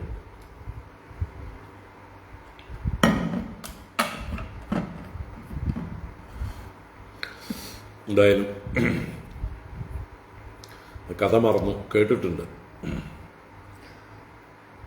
അപ്പോ ധനാധ്യക്ഷ സുയോധന, എല്ലാ ദ്രവ്യങ്ങളുടെയും ട്രഷറിയുടെയും കസ്റ്റോഡിയനായിട്ട് സുയോധനെ വെച്ചു. അദ്ദേഹം എന്ത് ചെയ്യും? ഓരോ ദിവസവും വരുന്ന ധനവും ധാന്യങ്ങളും മറ്റുള്ള ദ്രവ്യങ്ങളൊക്കെ അന്നാള് അടുക്കളയിലേക്ക് കലവറയിലേക്ക് കൊടുക്കേണ്ടതൊക്കെ ഒന്നിച്ചങ്ങട് കൊടുത്തളയും. ഭീമസേനന് സന്തോഷമാവും. ഓ പോരട്ടെ ഏട്ടാ, ഏട്ടനല്ല, അവര് തമ്മിൽ ഏകദേശം സമപ്രായക്കാരാണ്. അപ്പോൾ അത് സ്വീകരിച്ച് അടുക്കള ഗംഭീരമാക്കും. അതുപോലെ കിട്ടിയിരിക്കുന്ന ധനത്തെ സമ്മാനം കൊടുക്കണം, ദക്ഷിണ കൊടുക്കണം. അത് കൊടുക്കുന്ന ആള് ദാനത്തിന്റെ കർത്തവ്യം, അത് അടുത്ത ശ്ലോകത്തിലാ പറയണ കർണോ ദാനേ മഹാമനായെന്ന്. ദാനത്തിൽ മഹാമനസ്കനായ കർണന്റെ കയ്യിലേക്ക് എല്ലാം ഏൽപ്പിച്ചു കൊടുക്കും. അപ്പൊ കർണൻ അന്നാള് ധാരാളമായി വാരി വാരി എല്ലാവർക്കും കൊടുക്കും. വൈകുന്നേരം ആകുമ്പോഴേക്കും എല്ലാം കാലിയാക്കും, കർണനും ദുര്യോധനും കൂടിയിട്ട്. ദുര്യോധന സമാധാനമാവും, നാളെ ഈ യാഗം പൊളിയും എന്ന് വിചാരിച്ച് ഉറങ്ങാൻ പോകും. പക്ഷേ ഭഗവാൻ എല്ലാവരും പോയ ശേഷമാണ് കലവറയിലും ധനം വെച്ചിരിക്കുന്ന സ്ഥാനങ്ങളിലൊക്കെ വന്ന് ഭഗവാൻ ഒന്നിങ്ങനെ നോക്കിയിട്ട് പോകും. അന്ന് രാത്രി തന്നെ ഈ 20,800 രാജാക്കന്മാരെ കാരാഗ്രഹത്തിൽ നിന്ന് മോചിപ്പിച്ചവര്, അവർ ഓരോ ദിവസം 100 പേര് വന്നാൽ മതി. അവരവരുടെ രാജ്യത്തു നിന്ന് ധാരാളം ധനവും ധാരാളം ദ്രവ്യങ്ങളുമായിട്ട് വാഹനങ്ങളിൽ വന്ന് വണ്ടികളിലൊക്കെ വന്ന് രാത്രിയാകുമ്പോഴേക്കും ഇവിടെ കലവറകൾ വീണ്ടും നിറയ്ക്കും. രാവിലെ എഴുന്നേറ്റ് ദുര്യോധനൻ വന്ന് നോക്കുമ്പോൾ കലവറ നിറഞ്ഞിട്ടുണ്ടാവും. അങ്ങനെ ഓരോ ദിവസവും ദുര്യോധനൻ വെളുക്കാൻ തേക്കുന്നത് പണ്ടായി പോയി എന്ന് പറഞ്ഞ പോലെ ഈ യാഗത്തെ നശിപ്പിക്കാൻ ഉദ്ദേശിച്ച അദ്ദേഹം എല്ലാം വേഗം ദൂർത്തടിച്ച് ചെലവാക്കുമ്പോൾ അത് വാസ്തവത്തിൽ അന്ന് ഓരോ വരുന്നവർക്കും യഥേഷ്ടം സമ്മാനവും ദക്ഷിണയും കിട്ടി, നല്ല സുഭിക്ഷമായ ഭക്ഷണവും മറ്റുമൊക്കെ കഴിച്ച് എല്ലാവരും സന്തോഷമായിട്ട് പോവുകയാണ്. പോകുന്ന പോക്കില് യുധിഷ്ഠിരനോടാണ് ചെന്ന് യാത്ര പറഞ്ഞ് അഭിനന്ദിക്കേണ്ടത്. പക്ഷെ അവിടെ ഭയങ്കര തിരക്കായിരിക്കും, ഒരുപാട് പേര് VIP ചുറ്റും വളഞ്ഞിട്ടുണ്ടാവും. അപ്പൊ സാധാരണക്കാരായിട്ടുള്ള രാജാക്കന്മാരും മറ്റുമൊക്കെ ഈ ദുര്യോധനെ കണ്ട് പറഞ്ഞിട്ട് പോകും, ഏട്ടനോട് പറയൂട്ടോ, നന്നായി, ഗംഭീരമായി, ഞങ്ങൾക്കൊക്കെ വളരെ സന്തോഷമായി, ഏട്ടനോട് പറയൂട്ടോ എന്ന് ആ യാഗത്തെ പ്രശംസിച്ച് അത് ദുര്യോധനനോട് തന്നെ കമ്മ്യൂണിക്കേറ്റ് ചെയ്യാൻ പറഞ്ഞ് ഏൽപ്പിച്ചിട്ട് പോകും. ഇത് കേൾക്കുന്തോറും ദുര്യോധനന്റെ ഉള്ളില് എന്താ പറയുക, അസൂയ മൂത്ത് വരികയാണ്. അപ്പൊ ഇതാണ് ഭഗവാന്റെ ഉദ്ദേശ്യം. ഭഗവാൻ എന്തിനു വേണ്ടിയിട്ടാണ് അവതരിച്ചിരിക്കുന്നത്? ഭൂമിഭാരത്തെ തീർക്കാൻ. ഭൂമിഭാരത്തെ തീർക്കണമെങ്കിൽ ദുര്യോധനന്റെ ഉള്ളിലുള്ള കലിയെ വളർത്തണം. ആ കലിയാണ് യുദ്ധത്തിലേക്ക് നയിക്കുന്നത്. അപ്പൊ അതിനുള്ള പണിയാണ് ഇവിടെ ഭഗവാൻ ചെയ്തുകൊണ്ടിരിക്കുന്നത്. അതുകൊണ്ട് ധനാധ്യക്ഷ സുയോധന സഹദേവസ്തു പൂജായാം നകുലോ ദ്രവ്യസാധനേ. ഇപ്പോ സഹദേവൻ പൂജയിലാണ് എന്ന് പറയാം. വന്നവരെ എതിരേറ്റ് അവരെ സൽക്കരിക്കുക, അവർക്ക് വേണ്ടതൊക്കെ കൊടുക്കുക, അങ്ങനെ അവരെ സ്വീകരിക്കുന്ന കാര്യമാണ് പൂജ എന്നതുകൊണ്ട് ഉദ്ദേശിച്ചത്. സ്വീകരിച്ച് പൂജിക്കുന്ന കാര്യത്തിൽ സഹദേവൻ. അതുപോലെ സംഭാരം കൊണ്ടുവരുന്ന കാര്യം, ദ്രവ്യസാധനം, ഓരോ ദ്രവ്യങ്ങളും വേണ്ട എന്താ പർച്ചേസ് മാനേജർ എന്ന് പറയാം അല്ലേ. മറ്റേത് റിസപ്ഷന്റെ മാനേജറാണ്, അല്ലെങ്കിൽ റിസപ്ഷൻ കമ്മിറ്റി ചെയർമാനായിട്ട് സഹദേവൻ, ഫൈനാൻസ് കമ്മിറ്റി ചെയർമാനായിട്ട് സുയോധനൻ അല്ലേ, ഫുഡ് കമ്മിറ്റി ചെയർമാനായിട്ട് ഭീമസേനൻ, നകുലോ ദ്രവ്യസാധന, എല്ലാ പർച്ചേസുകളും സാധനങ്ങൾ എല്ലാം സംഭരിക്കുന്ന ഡ്യൂട്ടി നകുലന് ഏൽപ്പിച്ചു കൊടുത്തു. അതിലാള് മിടുമിടുക്കനാണ്. അപ്പൊ അങ്ങനെ സഹദേവനും നകുലനും അതാത് കർത്തവ്യങ്ങൾ ഭംഗിയായി നിർവഹിച്ചു. ഗുരു ശുശ്രൂഷണേ ജിഷ്ണു കൃഷ്ണ പാദാവനേ ജനേ പരിവേഷണേ ദ്രുപദജ കർണോ ദാനേ മഹാമനാഹ ഗുരുശുശ്രൂഷണേ ജിഷ്ണു കൃഷ്ണ പാദാവനേ ജനേ പരിവേഷണേ ദ്രുപദജ കർണോ ദാനേ മഹാമനാഹ ഗുരുശുശ്രൂഷണേ ജിഷ്ണു. ഗുരുശുശ്രൂഷണം എന്ന് പറഞ്ഞാൽ വൃദ്ധന്മാരെ, മുതിർന്നവരെ, ഗൗരവമേറിയതായിട്ടുള്ള ആളുകളെ അഥവാ പ്രമുഖരായിട്ടുള്ള മുതിർന്നവരായിട്ടുള്ള ആളുകളെയൊക്കെ ശുശ്രൂഷിക്കാൻ, അവരെ സൽക്കരിക്കാൻ, അവരെ പൂജിക്കാൻ, അവരുടെ കാര്യങ്ങളൊക്കെ നോക്കാനായിക്കൊണ്ട് ജിഷ്ണുഹു. അപ്പോൾ എന്താ പറയുക, ഹോസ്പിറ്റാലിറ്റി ഡ്യൂട്ടി ജിഷ്ണുവിനാണ് എന്ന് പറയും. ജിഷ്ണു എന്ന് പറഞ്ഞാൽ അർജുനൻ. അർജുനൻ ഗുരുശുശ്രൂഷയിൽ നമ്പർ 1 ദ്രോണനെ വേണ്ട പോലെ ശുശ്രൂഷ ചെയ്തു തന്നെയാണ് എല്ലാ ആയുധവിദ്യയും മറ്റുള്ളവർക്ക് കിട്ടാത്ത ദിവ്യാസ്ത്രങ്ങളും എല്ലാം ദ്രോണനിൽ നിന്ന് അദ്ദേഹം അഭ്യസിച്ചെടുത്തത്. രാത്രി മുഴുവൻ ഇരുട്ടത്ത് നിന്ന് അസ്ത്രാഭ്യാസം പരിശീലിക്കാൻ ആജ്ഞാപിച്ചാൽ ഉറക്കം കളഞ്ഞ് ഇരുട്ടിനെ ജയിച്ചുകൊണ്ടുള്ള അഭ്യാസം ചെയ്തുകൊണ്ടേയിരിക്കും. മറ്റുള്ളവരൊക്കെ കിടന്നുറങ്ങും. അപ്പം അതുപോലെ ഗുരുവിൻ്റെ ആജ്ഞയെ എപ്പോഴും അനുസരിക്കുന്ന ആ ഏറ്റവും ഗുരുത്വമുള്ളവനാണ് അർജുനൻ. അതുകൊണ്ട് മുതിർന്നവരെയൊക്കെ ശുശ്രൂഷിക്കാൻ, പൂജിക്കാൻ നമ്പർ 1. അതുകൊണ്ട് തന്നെയാണ് മഹാഭാരത യുദ്ധത്തിൻ്റെ സമയത്ത് അദ്ദേഹത്തിന് ആ ഒരു ദുഃഖമുണ്ടായത്. ഗുരൂന ഹത്വാ ഹി മഹാനുഭാവാൻ ശ്രേയോ ഭോക്തും ഭൈക്ഷ്യമപീഹ ലോകേ ഹത്വാർത്ഥകാമാംസ്തു ഗുരൂനിഹൈവ ഭുഞ്ജീയ ഭോഗാൻ രുതിരപ്രദിഗ്ധാൻ. പറഞ്ഞില്ലേ, ഗുരൂന ഹത്വാ ഹി മഹാനുഭാവാൻ ശ്രേയോ ഭോക്തും ഭൈക്ഷ്യമപീഹ ലോകേ. ഈ മഹാനുഭാവന്മാരായ ഗുരുജനങ്ങളെ കൊല്ലാതെ ഭിക്ഷാടനം ചെയ്യുന്നതാണ് എനിക്ക് ശ്രേയസ്കരം എന്ന് ഞാൻ കരുതുന്നു. ഇനി ഇവര് അർത്ഥകാമന്മാരാണെങ്കിൽ പോലും ഇവരെ വധിച്ചാൽ കിട്ടുന്ന ഭോഗങ്ങളെല്ലാം അവരുടെ രുധിരം പുരണ്ടതല്ലേ, അവരുടെ ചോര പുരണ്ടതല്ലേ. അങ്ങനെ ഗുരുക്കന്മാരുടെ ചോര പുരണ്ട ഭോഗങ്ങൾ എനിക്ക് വേണ്ടേ വേണ്ട എന്ന് പ്രഖ്യാപിക്കുന്ന അർജുനന്റെ സ്വഭാവം, അതാണ് ഇവിടെ അദ്ദേഹത്തെ ഗുരുശുശ്രൂഷയിൽ നിയോഗിക്കാനുണ്ടായ കാര്യം. അപ്പോൾ വന്ന ഗുരുജനങ്ങൾ, വൃദ്ധന്മാരാരും വിഷമിക്കേണ്ടി വരില്ല. നല്ല കെയർ കൊടുക്കുന്ന ആളാണ്. ഗുരുശുശ്രൂഷണേ ജിഷ്ണു കൃഷ്ണ പാദാവനേജനേ. പാദ അവനേജനം. അവനേജനം എന്ന് പറഞ്ഞാൽ കഴുകുക, പ്രക്ഷാളനം ചെയ്യുക. എന്ത് കഴുകണം? പാദ പ്രക്ഷാളനം. അപ്പോൾ വരുന്നവരുടെ മുഴുവൻ കാല് കഴുകുന്ന ഡ്യൂട്ടി ആരേറ്റെടുത്തു? സ്വയം കൃഷ്ണ. കാരണം തനിക്ക് അനന്യഭാവമാണ്, ആരെയും ഭേദഭാവനയില്ല. അപ്പൊ ആരുടെ കാല് കഴുകുമ്പോഴും തന്റെ കാല് തന്നെയാണ് കഴുകുന്നത്. സഹസ്രശീർഷാ പുരുഷ സഹസ്രാക്ഷ സഹസ്രപാദ്. എല്ലാ കാലുകളും വിരാട് പുരുഷനായ തന്റെ കാലുകൾ തന്നെയാണ് എന്ന് ഉറപ്പുള്ള ആളാണ്. അതുകൊണ്ട് ഭേദഭാവന ഇല്ല ഭഗവാന്.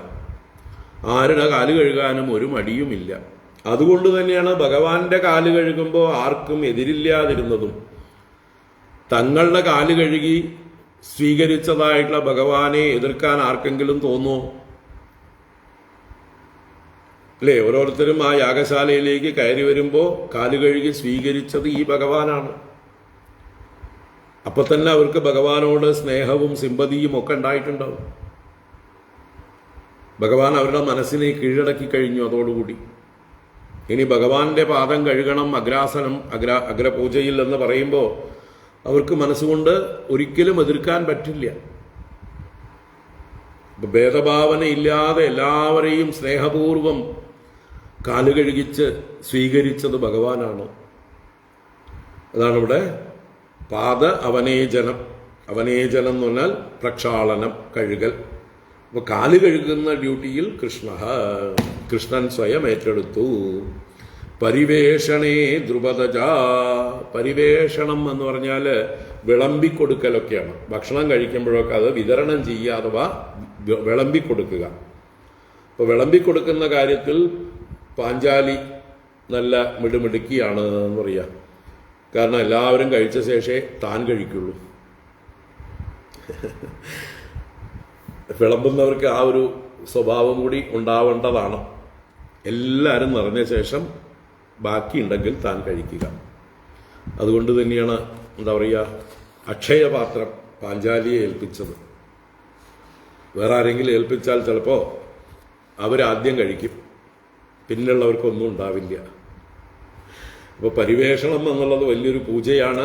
ആ പൂജയിൽ എല്ലാവർക്കും കൊടുത്ത് എല്ലാവരെയും ഈശ്വരഭാവത്തിൽ സേവിച്ച ശേഷം അവസാനം കഴിക്കുന്നതാണ് ആ പൂജയുടെ എന്താ പറയുക പ്രസാദം, യജ്ഞപ്രസാദം. ആ ഭാവം പാഞ്ചാലിക്കുണ്ട്. അതുകൊണ്ട് പരിവേഷണത്തിൽ വിളമ്പിക്കൊടുക്കുന്നതിൽ, എല്ലാവരെയും സമൃദ്ധമായി സൽക്കരിക്കുന്നതിൽ പാഞ്ചാലിക്ക് ചുമതല കൊടുത്തു. പരിവേഷണേ ദ്രുപദച. അതുപോലെ ദാനേ മഹാമനാഹ കർണഃ. ദാനത്തിൽ മഹാമനസ്വിയായ ഉദാരമനസ്കനായ കർണനെ ചുമതല ഏൽപ്പിച്ചു. അപ്പോൾ എന്താ പറയുക, രണ്ട് കൈകൊണ്ടും വാരി കൊടുക്കുന്നതിൽ ഒരു മടിയുമില്ലാത്തവനാണ് കർണൻ. ദാനശീലനാണ് കർണൻ. നമുക്ക് കർണന്റെ ദാനത്തെക്കുറിച്ചിട്ടുള്ള കഥകളൊക്കെ നമ്മൾ കേട്ടിട്ടുണ്ട്. ആ ദാനശീലം തന്നെ ക്ഷത്രിയ ലക്ഷണമാണ്. ഉത്തമ ക്ഷത്രിയനാണ് എന്നുള്ളതിൻ്റെ ലക്ഷണമാണ് ദാനം ചെയ്യുന്നത്. അതും ഇന്ദ്രൻ വന്ന് അവസാനം ദാനം ചോദിക്കുന്നത് എന്താണ്? തൻ്റെ ശരീരത്തെ രക്ഷിക്കാനുള്ള കവചവും കുണ്ടലങ്ങളും. അതുപോലും പറിച്ചെടുത്ത് കൊടുക്കണം. ജന്മനാ ഉള്ളതാണ്, ശരീരത്തോട് ചേർന്നിരിക്കുന്നതാണ്, സൂര്യഭഗവാന്റെ അനുഗ്രഹം കൊണ്ട് കിട്ടിയിട്ടുള്ളതാണ്. ആ കവച കുണ്ടലങ്ങളെ തനിക്ക് പ്രാണാപായം ഉണ്ടാകും എന്നറിഞ്ഞിട്ട് പോലും ദാനം ചെയ്യുന്ന ആ ഒരു ദാനശീലം ഉള്ള കർണനെ ക്ഷത്രിയനല്ല എന്ന് ആ കാലത്ത് പറഞ്ഞത് വർണ്ണ വിവേചനമാണ്. അതാണ് വർണ്ണവിവേചനം. അദ്ദേഹത്തെ ദാസീപുത്രൻ എന്താ പറയുക, സൂതപുത്രൻ എന്ന് വിളിച്ചത് ദ്രോണരും ഭീഷ്മരും ഒക്കെയാണ്. അവരാണ് കർണനെ സാമൂഹ്യ വിരുദ്ധനാക്കി മാറ്റിയത്. അവർ നേരത്തെ കർണനെ ബഹുമാനിച്ചിരുന്നെങ്കിൽ, അംഗീകരിച്ചിരുന്നെങ്കിൽ കർണൻ പാണ്ഡവപക്ഷത്തുണ്ടാവുമായിരുന്നു, ധർമ്മപക്ഷത്ത് ഉണ്ടാകുമായിരുന്നു. പക്ഷെ കർണന് കർണൻ്റെതായിട്ടുള്ള ചെറിയ ദോഷമുണ്ട്. അതുകൊണ്ട് തന്നെയാണ് അദ്ദേഹത്തിൻ്റെ ഉള്ളിൽ ഇങ്ങനെ അധർമ്മപക്ഷത്ത് നിൽക്കാനുള്ള ഒരു എന്താ പറയുക, ഗൗണധർമ്മത്തെ മുഖ്യധർമ്മമായി സ്വീകരിച്ചു അദ്ദേഹം. അത് ദോഷമാണ്. ആ ദോഷം സമൂഹത്തിൻ്റെ പ്രവൃത്തി കൊണ്ട് ഉറപ്പിച്ചുപോയി. അങ്ങനെ സമൂഹം വേണ്ട പോലെ അദ്ദേഹത്തെ അംഗീകാരം കൊടുത്തിരുന്നുവെങ്കിൽ അദ്ദേഹത്തിൻ്റെ നന്മ പുറത്തേക്ക് വന്നേനെ. അപ്പോൾ തീർച്ചയായിട്ടും കർണനെ സാമൂഹ്യ വിരുദ്ധനാക്കിയതിൽ, ധർമ്മവിരുദ്ധനാക്കിയതിൽ ഈ അന്നത്തെ മുതിർന്നവർക്ക് പങ്കുണ്ട്, ഗുരുക്കന്മാർക്ക് പങ്കുണ്ട്. എന്തായാലും കർണൻ ഉത്തമ ക്ഷത്രിയനാണ്, ദാനശീലനാണ്. അത് പരശുരാമൻ സർട്ടിഫിക്കറ്റ് കൊടുത്തിട്ടുണ്ട്, അല്ലേ? ഇവൻ ക്ഷത്രിയനാണ് എന്നുള്ളത് പരശുരാമൻ സർട്ടിഫിക്കറ്റ് കൊടുത്തിട്ടുണ്ട്. എങ്ങനെ? പരശുരാമൻ്റെ അടുത്ത് വിദ്യാഭ്യാസം ചെയ്യുന്ന കാലത്ത് ആ ഇന്ദ്രൻ തന്നെ വണ്ടിൻ്റെ രൂപത്തിൽ വന്ന് തുളച്ച് അതിൽ നിന്ന് രക്തം ഒഴുകിയപ്പോൾ തൻ്റെ ഗുരു തൻ്റെ മടിയിൽ തലവെച്ച് കിടക്കുന്നു. അദ്ദേഹം ഉണരരുത് എന്ന് കരുതി സഹിച്ചുകൊണ്ടേയിരുന്നു. അങ്ങനെ ഉണർന്ന പരശുരാമൻ കണ്ടത് രക്തത്തിൽ കുളിച്ചിരിക്കുന്നതായിട്ടുള്ള കർണനെയാണ്. ഇങ്ങനെ ഇത്രയും വേദന കടിച്ചമർത്തി സഹിക്കാൻ കഴിയണമെങ്കിൽ നീ ഒരു ക്ഷത്രിയനാണ് എന്ന് പരശുരാമൻ സർട്ടിഫിക്കറ്റ് കൊടുത്തു. ക്ഷത്രിയന്മാരെ ഞാൻ വിദ്യ അഭ്യസിക്കില്ല എന്ന് പ്രതിജ്ഞ ചെയ്തിരുന്ന ആളാണ് പരശുരാമൻ. അതുകൊണ്ട് അദ്ദേഹം ശപിച്ചു കർണനെ, ഞാൻ പഠിപ്പിച്ചതൊന്നും നിനക്ക് വേണ്ടപ്പോൾ തോന്നാതെ പോകട്ടെ, നീ എന്നെ വഞ്ചിച്ചു, നീ ക്ഷത്രിയനല്ല എന്ന് പറഞ്ഞിട്ടാണ് എൻ്റെ അടുത്ത് വന്ന് വിദ്യ അഭ്യസിച്ചത്. ഇപ്പൊ നീ ക്ഷത്രിയനാണെന്ന് തെളിഞ്ഞിരിക്കുന്നു. അപ്പൊ കർണന്റെ ക്ഷത്രിയത്വം വളരെ വ്യക്തമാണ് എല്ലായിടത്തും. പക്ഷെ അത് അംഗീകരിക്കാതിരുന്നത് ഭീഷ്മദ്രോണാദികളാണ്. അവരുടെ ദോഷമാണ്. പറഞ്ഞു വന്നത് കർണന്റെ ആ ദാനശീലത്വം. ദാനേ മഹാമനാഹ കർണ. അപ്പോൾ ഓരോ ദിവസവും വരുന്ന അതിഥികൾക്കും ബ്രാഹ്മണർക്കുമൊക്കെ കൈ നിറയെ അവർക്ക് ചുമന്നു കൊണ്ടുപോകാൻ പറ്റാത്ത രീതിയിലാണ് കർണൻ ദാനം ചെയ്തിട്ടുള്ളത്. അവർ മതി മതി മതി എന്ന് പറഞ്ഞിട്ടാണ് പോയിട്ടുള്ളത്. ആർക്കും അതൃപ്തി ഉണ്ടായിട്ടില്ല. അപ്പം അങ്ങനെ ഈ യാഗത്തെ ഗംഭീരമാക്കുന്നതിൽ, അതിൻ്റെ വിജയത്തിൽ കർണന്റെ പങ്ക് എന്താ പറയുക, നിഷേധിക്കാൻ പറ്റാത്തതാണ്. കർണോ ദാനേ മഹാമനാഹ യുയുധാനോ വികർണശ്ച ഹാർദിക്യോ വിദുരാദയഃ ബാഹ്ളീകപുത്രാ ഭൂര്യാദ്യാ യേ ച സന്ദർദനാദയഃ നിരൂപിതാ മഹായജ്ഞേ നാനാകർമ്മസു തേ തദാ പ്രവർത്തന്തെ സ്മ രാജേന്ദ്ര രാജ്ഞഃ പ്രിയചികീർഷവഃ. യുയുധാനോ വികർണശ്ച ഹാർദിക്യോ വിദുരാദയഃ ബാഹ്ളീകപുത്രാ ഭൂര്യാദ്യാഃ യേ ച സന്ദർദനാദയഃ നിരൂപിതാ മഹായജ്ഞേ നാനാകർമ്മസു തേ തദാ പ്രവർത്തന്തെ സ്മ രാജേന്ദ്ര രാജ്ഞഃ പ്രിയചികീർഷവഃ. വേറെയും പ്രധാനികളുടെ പേരെടുത്ത് പറയണം. യുയുധാനഃ, യുയുധാനൻ നമ്മുടെ സാത്യകി, യാദവ സൈന്യത്തിൻ്റെ നായകനാണ്. കൃഷ്ണന്റെ സന്തത സഹചാരി, ബോഡി ഗാർഡൊക്കെയാണ്. അതിരഥനാണ്, മഹാശക്തനാണ്. അദ്ദേഹത്തിന് ഓരോ ഡ്യൂട്ടി കൊടുത്തു. എന്നതെന്ന് ഇവിടെ പറഞ്ഞിട്ടില്ല. മഹാഭാരതത്തിൽ നോക്കിയാൽ അതൊക്കെ കാണാം. അപ്പൊ യുയുധാനഃ വികർണഃ, വികർണൻ കൗരവന്മാരിൽ ധർമ്മബോധമുള്ള ഒരു മഹാത്മാവാണ് വികർണൻ. ഹാർദിക്യഃ, ഹാർദിക്യൻ എന്ന് പറയുന്ന വ്യക്തി. അതുപോലെ വിദുരാദയഃ, വിദുരൻ മുതലായവർ, പാണ്ഡവന്മാരുടെ ഇളയച്ചനായ വിദുരൻ മുതലായവരും, ഭൂര്യാദ്യാഹ, ഭൂരിസ്രവസ് മുതലായവരും, ബാഹ്ളീകപുത്രാഹ, ഭൂര്യാദ്യാഹ ബാഹ്ളീകപുത്രാഹ, ഭൂരിസ്രവസ് മുതലായ ബാഹ്ളീകപുത്രന്മാർ. ബാഹ്ളീകൻ എന്ന് പറഞ്ഞാൽ ശന്തനുവിൻ്റെ അനുജനാണ്, ഭീഷ്മരുടെ ഇളയച്ചനാണ്. ആ ബാഹ്ളീകന്റെ പുത്രന്മാരാണ് ഭൂരിസ്രവസ് മുതലായവർ എന്ന് പറഞ്ഞത്. ഭൂര്യാദ്യാഹ ബാഹ്ളീകപുത്രാഹ.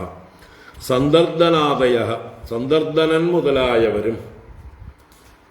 സന്ദർദനൻ പാണ്ഡവന്മാരുടെ അമ്മയുടെ സഹോദരീ പുത്രന്മാരാണ്. ശിശുപാലൻ എങ്ങനെയാണോ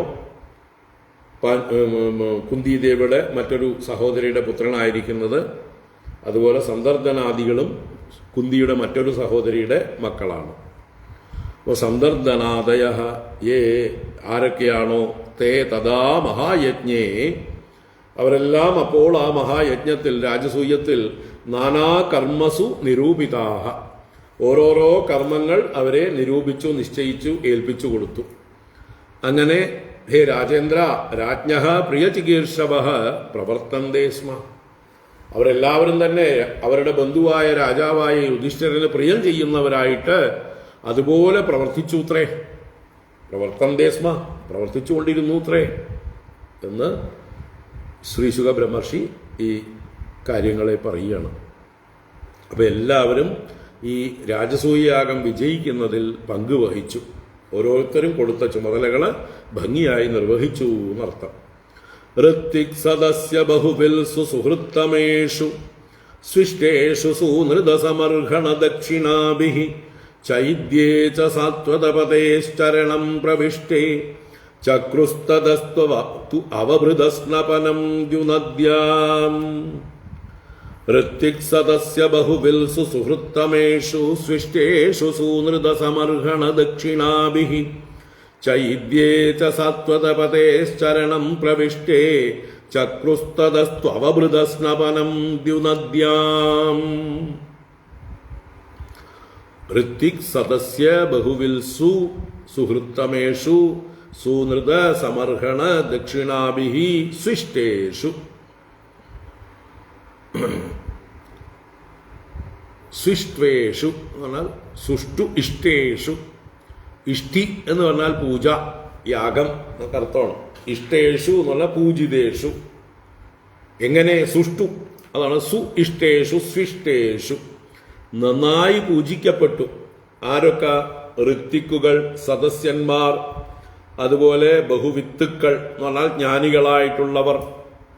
അപ്പൊ പുരോഹിതന്മാരായിട്ടുള്ളവർ, സദസ്സിൽ കേമന്മാരായിട്ടുള്ളവർ, മഹാജ്ഞാനികളായിട്ടുള്ളവർ, അതുപോലെ സുഹൃത്തമേഷു ബന്ധുക്കൾ, മിത്രങ്ങൾ, അങ്ങനെയുള്ളവരും സൂനൃത സമർഹണ ദക്ഷിണാഭിഹി സൃഷ്ടേഷു. എങ്ങനെയൊക്കെ പൂജിക്കപ്പെട്ടു? സൂനൃതം എന്ന് പറഞ്ഞാൽ നല്ല വാക്യങ്ങൾ, പ്രിയവാക്യങ്ങൾ, സ്നേഹപൂർവമായ നല്ല വാക്കുകൾ, കുശലപ്രശ്നങ്ങൾ. അതുപോലെ സമർഹണം, സമർഹണം എന്ന് പറഞ്ഞാൽ ദാനാദികൾ, അലങ്കാരാദികൾ, വസ്ത്രം, ആഭരണം മുതലായതൊക്കെ കൊടുത്തവരെ പൂജിക്കുന്നതിലും. അതുപോലെ ദക്ഷിണാഭിഹി, ദക്ഷിണകളും ഓരോരുത്തർക്കും അർഹിക്കുന്ന രീതിയിൽ കൊടുക്കുന്നു. അപ്പോൾ ഇതെല്ലാം കിട്ടിയവരായിട്ടുള്ള ആളുകൾ നല്ലതുപോലെ പൂജിതരായി സുഷ്ടു ഇഷ്ടേഷു നന്നായി പൂജിക്കപ്പെട്ടിരിക്കുന്നതായിട്ടുള്ള സന്ദർഭത്തിൽ ചൈദ്യേ സാത്വതപതേഹേ ചരണം പ്രവിഷ്ടേ.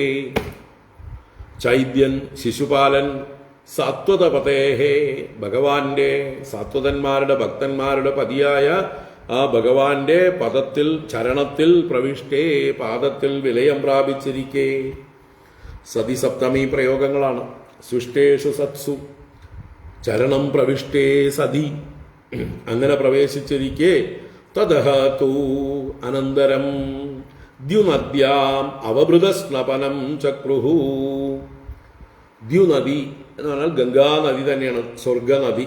ദേവലോകത്ത് നിന്ന് വന്ന നദിയായ ഗംഗാനദിയിൽ അവഭൃതസ്നപനം ചക്രുഹു, അവഭൃതസ്നാനത്തെ ചെയ്തു.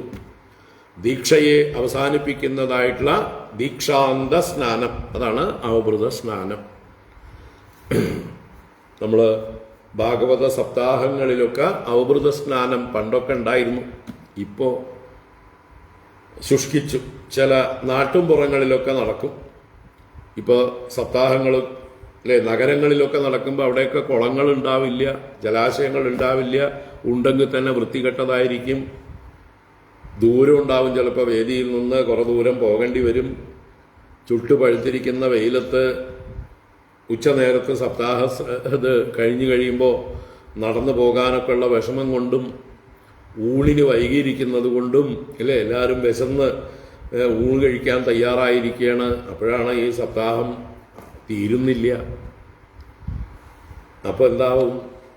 ഔഭൃത സ്നാനം ഇപ്പം ചുരുങ്ങി വന്നു. പണ്ടൊക്കെ സപ്താഹങ്ങളിൽ ഔഭൃത സ്നാനം വളരെ രസകരമായിട്ടുള്ളൊരു പരിപാടിയാണ്. വാദ്യഘോഷങ്ങളോട്, താലപ്പൊലികളോടുകൂടി ഭഗവാന്റെ വിഗ്രഹം എഴുന്നള്ളിച്ച് കുടകളൊക്കെ പിടിച്ചുകൊണ്ട് അടുത്തുള്ള കുളത്തിലോ അല്ലെങ്കിൽ നദിയിലോ എവിടെയെങ്കിലുമൊക്കെ ചെന്ന് ആറാട്ട്, നല്ലൊരു ആറാട്ടായിട്ട്, ഭഗവാനും ആറാട്ട്, കൂടെ പോകുന്നവരും കുളിക്കുക.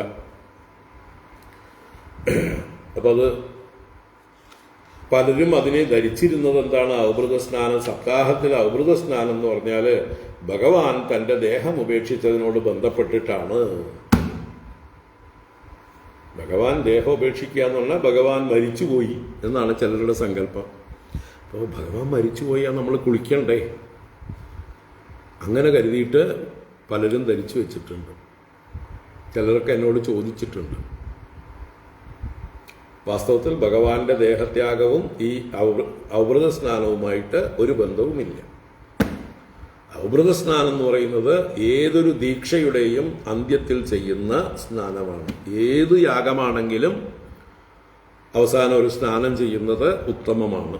ആ സ്നാനത്തോട് കൂടിയിട്ട് ആ ദീക്ഷയെ അവസാനിപ്പിച്ചു എന്നുള്ളതാണ് അതിൻ്റെ തത്വം.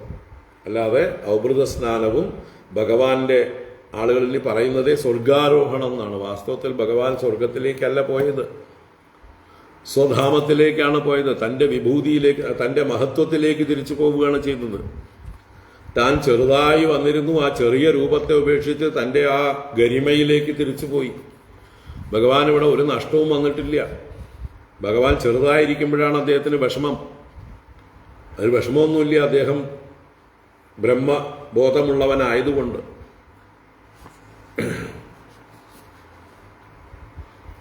അപ്പോൾ ഭഗവാൻ ദേഹം ഉപേക്ഷിച്ചതിനല്ല അവഭൃത സ്നാനം.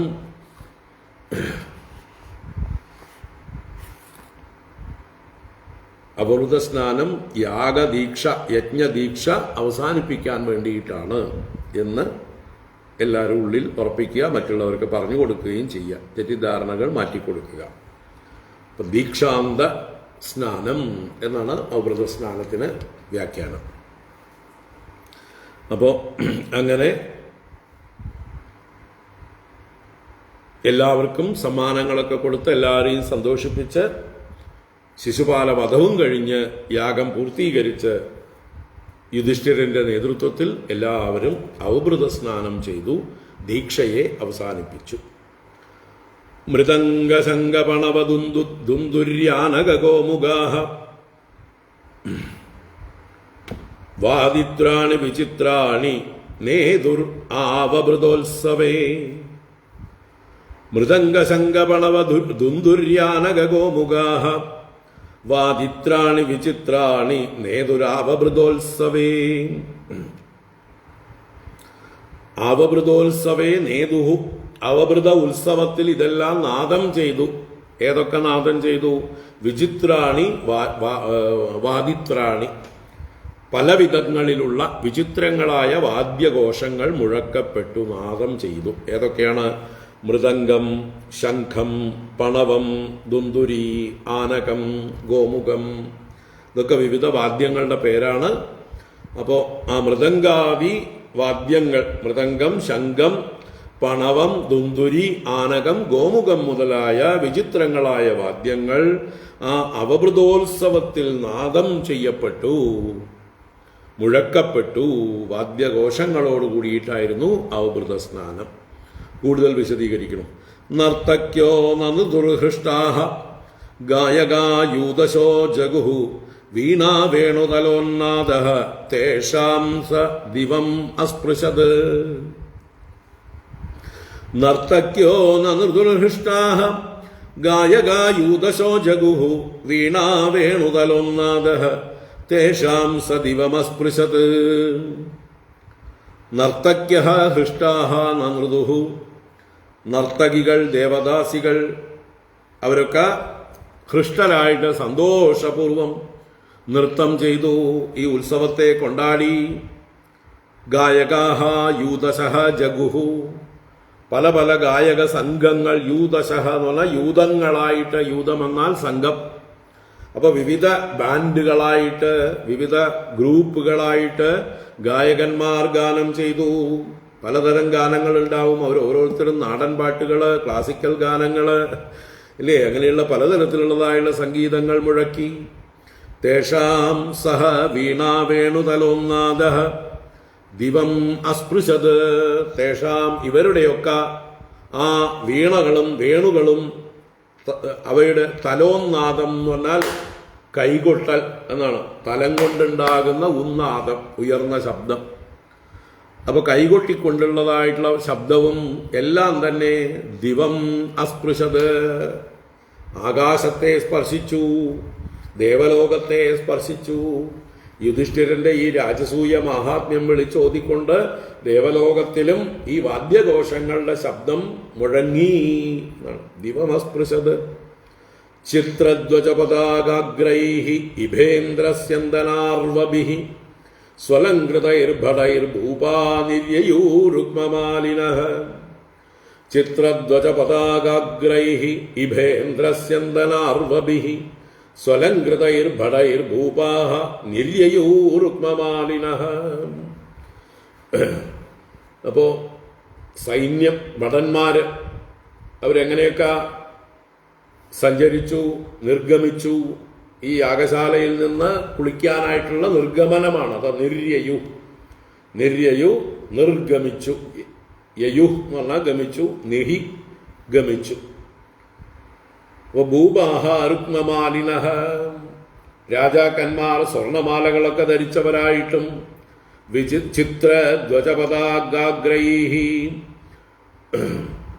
ചിത്രങ്ങളായ ധ്വജങ്ങൾ, വിചിത്രങ്ങളായ കൊടിക്കൂറകൾ, അവ അഗ്രത്തിൽ ശോഭിക്കുന്നതായിട്ടുള്ള ഇഭേന്ദ്രസ്യന്തന അർവഭിഃ. ഇബേന്ദ്രൻ എന്നുള്ള ഗജേന്ദ്രൻ, സ്യന്തനം രഥം, അർവബിഹി, അർവ ശബ്ദം കുതിരകളെ സൂചിപ്പിക്കുന്നതാണ്. അപ്പോൾ ചതുരംഗ സൈന്യത്തിൽ 3 അംഗം, ആന, തേര്, കുതിര, ഇങ്ങനെയുള്ള ഇവേന്ദ്ര സ്യന്തന അർവബിഹി സ്വലങ്കൃതൈഹി ബടൈഹി, ഭടന്മാരാൽ അലങ്കരിക്കപ്പെട്ടവരായ ഭടന്മാരാലും, അപ്പോൾ കാലാളുമായി, ഭടന്മാരെന്ന് പറയുമ്പോൾ കാലാളുമായി, അങ്ങനെയുള്ള ഭടന്മാരോടുകൂടി നിര്യയുഹു നിർഗമിച്ചു. ചതുരംഗ സൈന്യത്തോടുകൂടെ കൊടിക്കൂറകളൊക്കെ വീശിക്കൊണ്ട്, വാദ്യഘോഷങ്ങളെല്ലാം മുഴക്കിക്കൊണ്ട് ഗംഭീരമായിട്ടുള്ള ഘോഷയാത്ര ഔവൃതസ്നാനത്തിന് എന്ന് പറയാം. യദു സൃഞ്ജയ കാംബോജ കുരു കേകയ കോസലാഹ കമ്പയന്തോ ഭുവം സൈന്യൈഹി യജമാന പുരസ്സരാഹ. യദു സൃഞ്ജയ കാംബോജ കുരു കേകയ കോസലാഹ കമ്പയന്തോ ഭുവം സൈന്യൈഹി യജമാന പുരസ്സരാഹ. അപ്പോൾ ഏതേത് ദേശത്തിൽ നിന്ന് വന്നിട്ടുള്ള രാജാക്കന്മാർ, അതാണ് യദു. ദ്വാരകയിൽ നിന്ന് വന്നിട്ടുള്ള യദുവംശജന്മാർ, സൃഞ്ജയന്മാർ, സൃഞ്ജയന്മാർ എന്ന് പറയുന്ന രാജവംശം, കാംബോജന്മാർ എന്ന് പറയുന്ന രാജവംശം, കുരു വംശത്തിൽ നിന്ന് വന്നിട്ടുള്ള ദുര്യോധനാദികൾ, കേകയ ദേശത്തു നിന്ന് വന്നിട്ടുള്ളതായിട്ടുള്ള ആളുകൾ, കോസലാഹ കോസല ദേശത്ത് നിന്നുള്ളതായിട്ടുള്ളവര്, അങ്ങനെയുള്ളവരെല്ലാവരും യജമാന പുരസ്സരാഹ. യജമാനൻ എന്ന് പറഞ്ഞാൽ യാഗം ചെയ്തവൻ, യാഗം ചെയ്യുന്നവൻ, യജിക്കുന്നവൻ യജമാനൻ. ആരാണ്? യുധിഷ്ഠിരൻ. യുധിഷ്ഠിരനെ മുന്നടത്തിക്കൊണ്ട് പുരേ സരതീതി പുരസ്സരഹ, മുമ്പേ നടക്കലാണ് പുരസ്സരത്വം. അപ്പോ ആരാ മുമ്പേ നടക്കുന്നത്? യുധിഷ്ഠിരനെ മുന്നടത്തിക്കൊണ്ട്, ഇയാളാണ് യജമാനൻ, ഇയാളാണ് യാഗം ചെയ്തത് എന്ന് പ്രഖ്യാപിക്കും പോലെ യുധിഷ്ഠിരനെ മുന്നടത്തിക്കൊണ്ട് യജമാന പുരസ്സരാഹ സൈന്യൈഹി ഭുവം കമ്പയന്തഃ നിര്യയുഹു, സൈന്യങ്ങളോടുകൂടി ഭൂമിയെ ഇളക്കി മറിച്ചുകൊണ്ട്, ഭൂമിയെ കമ്പനം ചെയ്യിപ്പിച്ചുകൊണ്ട്, പ്രകമ്പനം ചെയ്യിപ്പിച്ചുകൊണ്ട് അവര് സൈന്യങ്ങളോടുകൂടി നിര്യാണം ചെയ്തു, പുറത്തേക്ക് ഗമിച്ചു. ആ യാഗശാലയിൽ നിന്ന് കുളിക്കാനായിട്ട് ഗംഗയിലേക്ക് പോവുകയാണ്. സദസ്യ ഋത്വിഗ്ദ്വിജശ്രേഷ്ഠാഃ ബ്രഹ്മഘോഷേണ ഭൂയസാ ദേവർഷി പിതൃഗന്ധർവാഃ തുഷ്ടുഃ പുഷ്പവർഷിണഃ. സദസ്യ ഋത്വിഗ്ദ്വിജശ്രേഷ്ഠാഃ ബ്രഹ്മഘോഷേണ ഭൂയസാ ദേവർഷി പിതൃഗന്ധർവാസ്തുഷ്ടുഃ പുഷ്പവർഷിണഃ. സദസ്യ ഋത്വിഗ്ദ്വിജശ്രേഷ്ഠാഃ, സദസ്യന്മാര്, സദസ്സിൽ പ്രമുഖരായിട്ടുള്ളവർ, ഋത്വിക്കുകൾ പുരോഹിതന്മാർ, ദ്വിജശ്രേഷ്ഠാഹ മറ്റ് ബ്രാഹ്മണർ, അങ്ങനെയുള്ളവരും ഭൂയസാ ബ്രഹ്മഘോഷേണ നിര്യയുഹു, വർദ്ധിച്ചതായിട്ടുള്ള ബ്രഹ്മഘോഷം, വേദഘോഷം, ബ്രഹ്മശബ്ദം വേദത്തെ സൂചിപ്പിക്കുന്നു. അപ്പൊ വേദഘോഷത്തോടെ അവരും പുറത്തേക്ക് ഇറങ്ങി. അങ്ങനെ വേദഘോഷങ്ങളോടുകൂടി ബ്രാഹ്മണരും, അതുപോലെ ദേവ ഋഷി പിതൃഗന്ധർവാഹ പുഷ്പവർഷിണഃ തുഷ്ടുവുഹു, ആകാശചാരികളായിരിക്കുന്ന ദേവന്മാര്, ഋഷിമാര്, പിതൃക്കള്, ഗന്ധർവന്മാര്, അവരൊക്കെ ആകാശത്തിൽ നിന്ന് ഇതിനൊപ്പം അനുഗമിച്ചുകൊണ്ട് എന്ത് ചെയ്തു? ആകാശത്തിൽ നിന്ന് പുഷ്പവൃഷ്ടി ചെയ്തു. പുഷ്പവർഷിണഃ തുഷ്ടുവുഹു, സ്തുതി ചെയ്തു. പുഷ്പവർഷം ചെയ്തുകൊണ്ട് യുധിഷ്ഠിരനെ പ്രശംസിച്ചുകൊണ്ട് അവർ സ്തുതി ചെയ്തു. കൃഷ്ണനെയും പ്രശംസിച്ചു എന്ന് മുമ്പേ പറഞ്ഞിട്ടുണ്ട്. അപ്പൊ ഭഗവാന്റെ അനുഗ്രഹമാണ് ഈ രാജസൂയ യാഗം ചെയ്യാൻ സാധിച്ചത്. അപ്പൊ അങ്ങനെ ഭഗവാനെയും യുധിഷ്ഠിരനെയും രാജസൂയ യാഗത്തെയും എല്ലാം പ്രശംസിച്ചുകൊണ്ട് ദേവന്മാര്, പിതൃക്കള്, ഗന്ധർവന്മാര്, ഋഷിമാര് ഒക്കെ പുഷ്പവർഷം ചെയ്തുകൊണ്ട് സഞ്ചരിച്ചു. സ്വലങ്കൃതാ നരാനാര്യോ ഗന്ധസ്രഗ്ഭൂഷണാംബരൈഃ വിലിംബന്ത്യോ അഭിഷിഞ്ചന്ത്യോ വിജഹ്രുർവിവിധൈരസൈഃ. സ്വലങ്കൃതാ നരാനാര്യോ ഗന്ധസ്രഗ്ഭൂഷണാംബരൈഃ വിലിംബന്ത്യോ അഭിഷിഞ്ചന്ത്യോ വിജഹ്രുർവിവിധൈരസൈഃ. അപ്പോ അലങ്കൃത, സ്വലങ്കൃത, നന്നായി അലങ്കരിക്കപ്പെട്ട നരാഹ പുരുഷന്മാരും, നാര്യഃ സ്ത്രീകളും, അപ്പോൾ സ്ത്രീകളും പുരുഷന്മാരുമെല്ലാം നല്ലപോലെ വസ്ത്രങ്ങൾ ധരിച്ച് ഗന്ധ സ്രക്ക ഭൂഷണ അംബരൈഹി സ്വലങ്കൃതാഹ. ആ സ്വലങ്കൃത എന്നുള്ളതിന്റെ വിശേഷണമാണ്. എങ്ങനെ എന്തുകൊണ്ട് അലങ്കരിച്ചിരിക്കുന്നു? ഗന്ധങ്ങൾ സുഗന്ധദ്രവ്യങ്ങൾ ദേഹത്ത് പൂശിയിട്ടുണ്ട്, സ്രക്ക് പൂമാലകൾ ധരിച്ചിട്ടുണ്ട് എല്ലാവരും, ഭൂഷണം സ്വർണ്ണാഭരണങ്ങളൊക്കെ എല്ലാവരും ധരിച്ചിട്ടുണ്ട്, അംബരം നല്ല പട്ടുവസ്ത്രങ്ങളൊക്കെ ധരിച്ചിട്ടുണ്ട്. അങ്ങനെ വസ്ത്രങ്ങളും ആഭരണങ്ങളും നല്ല സുഗന്ധദ്രവ്യങ്ങളും പൂമാലകളും ധരിച്ചവരായ നരന്മാരും നാരിമാരും അവരെന്ത് ചെയ്യണു? വിവിധൈഹി രസൈഹി വിലിംബന്ത്യോ അഭിഷിഞ്ചന്ത്യോ വിജഹ്രുഹു. വിജഹ്രുഹു വിഹരിച്ചു. വിഹരിക്കുക, കളിക്കുക, ക്രീഡിക്കുക. അപ്പൊ ഈ ആഘോഷമാക്കി, ഈ അവഭൃത സ്നാന ഘോഷയാത്രയെ ഉത്സവമാക്കിക്കൊണ്ട് കളിക്കുകയാണ്. എങ്ങനെ? വിവിധൈ രസൈഹി, വിവിധങ്ങളായ രസങ്ങൾ കൊണ്ട് അവര് പരസ്പരം വിലിംബന്ധ്യ, വിശേഷേണ ലിംബന്ധ്യ, ലിംബന്ധ്യ ലേപനം ചെയ്യുന്നവരായിട്ട്. അപ്പൊ ചന്ദനം, കസ്തൂരി, കുങ്കുമം മുതലായ ദ്രവ്യങ്ങളൊക്കെ ഉണ്ടാവും. അതെല്ലാം പരസ്പരം അങ്ങോട്ടും ഇങ്ങോട്ടും വാരിപ്പൂശുക, വിലേപനം ചെയ്യുക.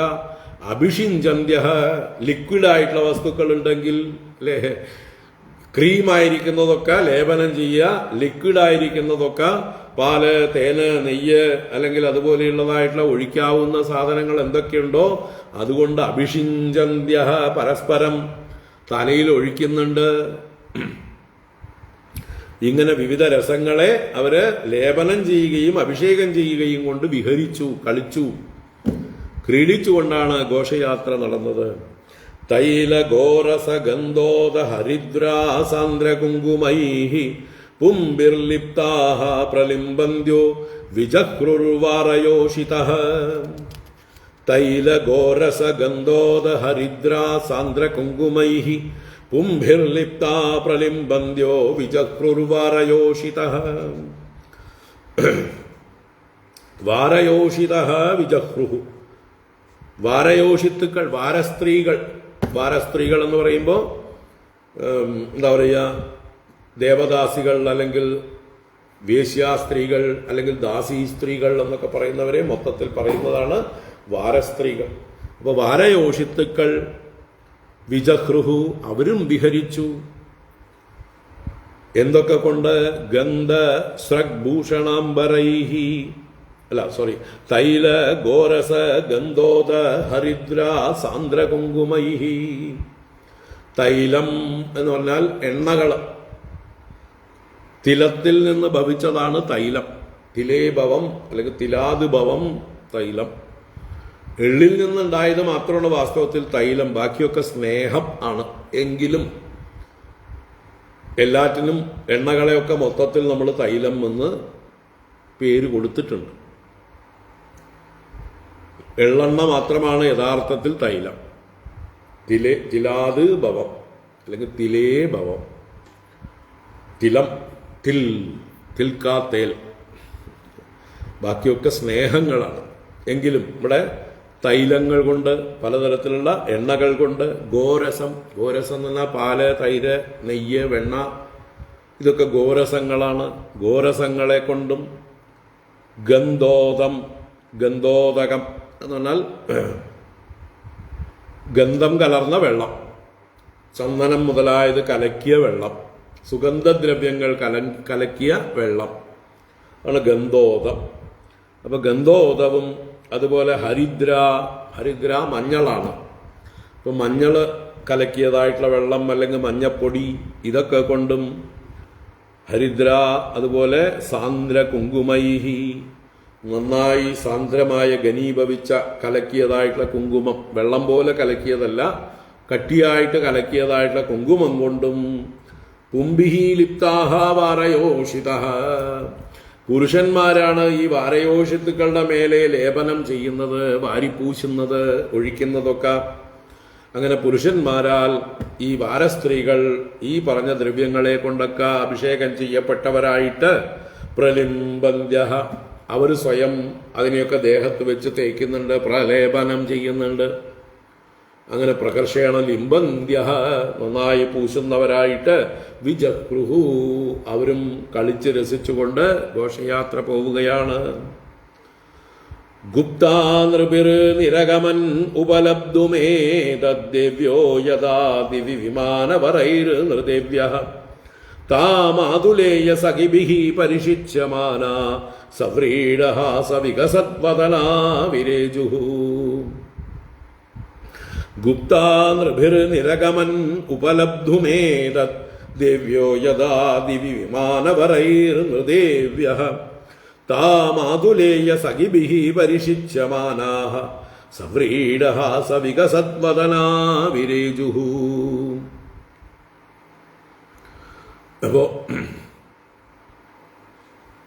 ഈ പാണ്ഡവന്മാരുടെ പത്നിമാരും അവരുടെ ഭാര്യ അവിടെയുള്ള സ്ത്രീകളും ദേവസ്ത്രീകളെ പോലെ ശോഭിച്ചുകൊണ്ട് ഭഗവാൻ കൃഷ്ണനാലും കൃഷ്ണപത്നിമാരാലും ഓരോ ദ്രവ്യങ്ങളാൽ അഭിഷേകം ചെയ്യപ്പെട്ടവരായിട്ട്, അപ്പൊ ഇവരെ സ്പെഷ്യലായിട്ട് കൃഷ്ണനും കൃഷ്ണപത്നിമാരുമാണ്. പാണ്ഡവന്മാർ 5 പേരുടെ പത്നിമാരുണ്ടാവും, മറ്റ് ബന്ധുസ്ത്രീകളുണ്ടാവും, അവരെയൊക്കെ പ്രത്യേകം അഭിഷേകം ചെയ്യുന്നത്. അതാണ് ദിവി വിമാനവരൈ ദേവ്യ യഥാ നൃദേവ്യ. നൃദേവ്യ എന്ന് പറഞ്ഞാൽ ഭൂമിയിലെ രാജാക്കന്മാരുടെ ഭാര്യമാർ, നൃദേവന്മാരുടെ ഭാര്യമാരാണ് നൃദേവികൾ, രാജ്ഞികൾ, ആ രാജസ്ത്രീകൾ, ക്ഷത്രിയ സ്ത്രീകൾ. അവര് ദിവഹ വിമാനവരൈഹി ദേവ്യ യഥ, ദേവലോകത്ത് ആകാശത്ത് ശ്രേഷ്ഠങ്ങളായ വിമാനങ്ങളിൽ ദേവികൾ, സാക്ഷാൽ ദേവതകൾ സഞ്ചരിക്കും പോലെ, ദേവസ്ത്രീകൾ സഞ്ചരിക്കും പോലെ ഭൂമിയിലുള്ള ദേവിമാര് നൃഭിഹി ഗുപ്താഹ, ഭടന്മാരാൽ നരന്മാരാൽ രക്ഷിക്കപ്പെട്ടവരായിട്ട് ആയുധധാരികളായിട്ടുള്ള ഭടന്മാർ ചുറ്റും സേവിക്കുന്നുണ്ട്.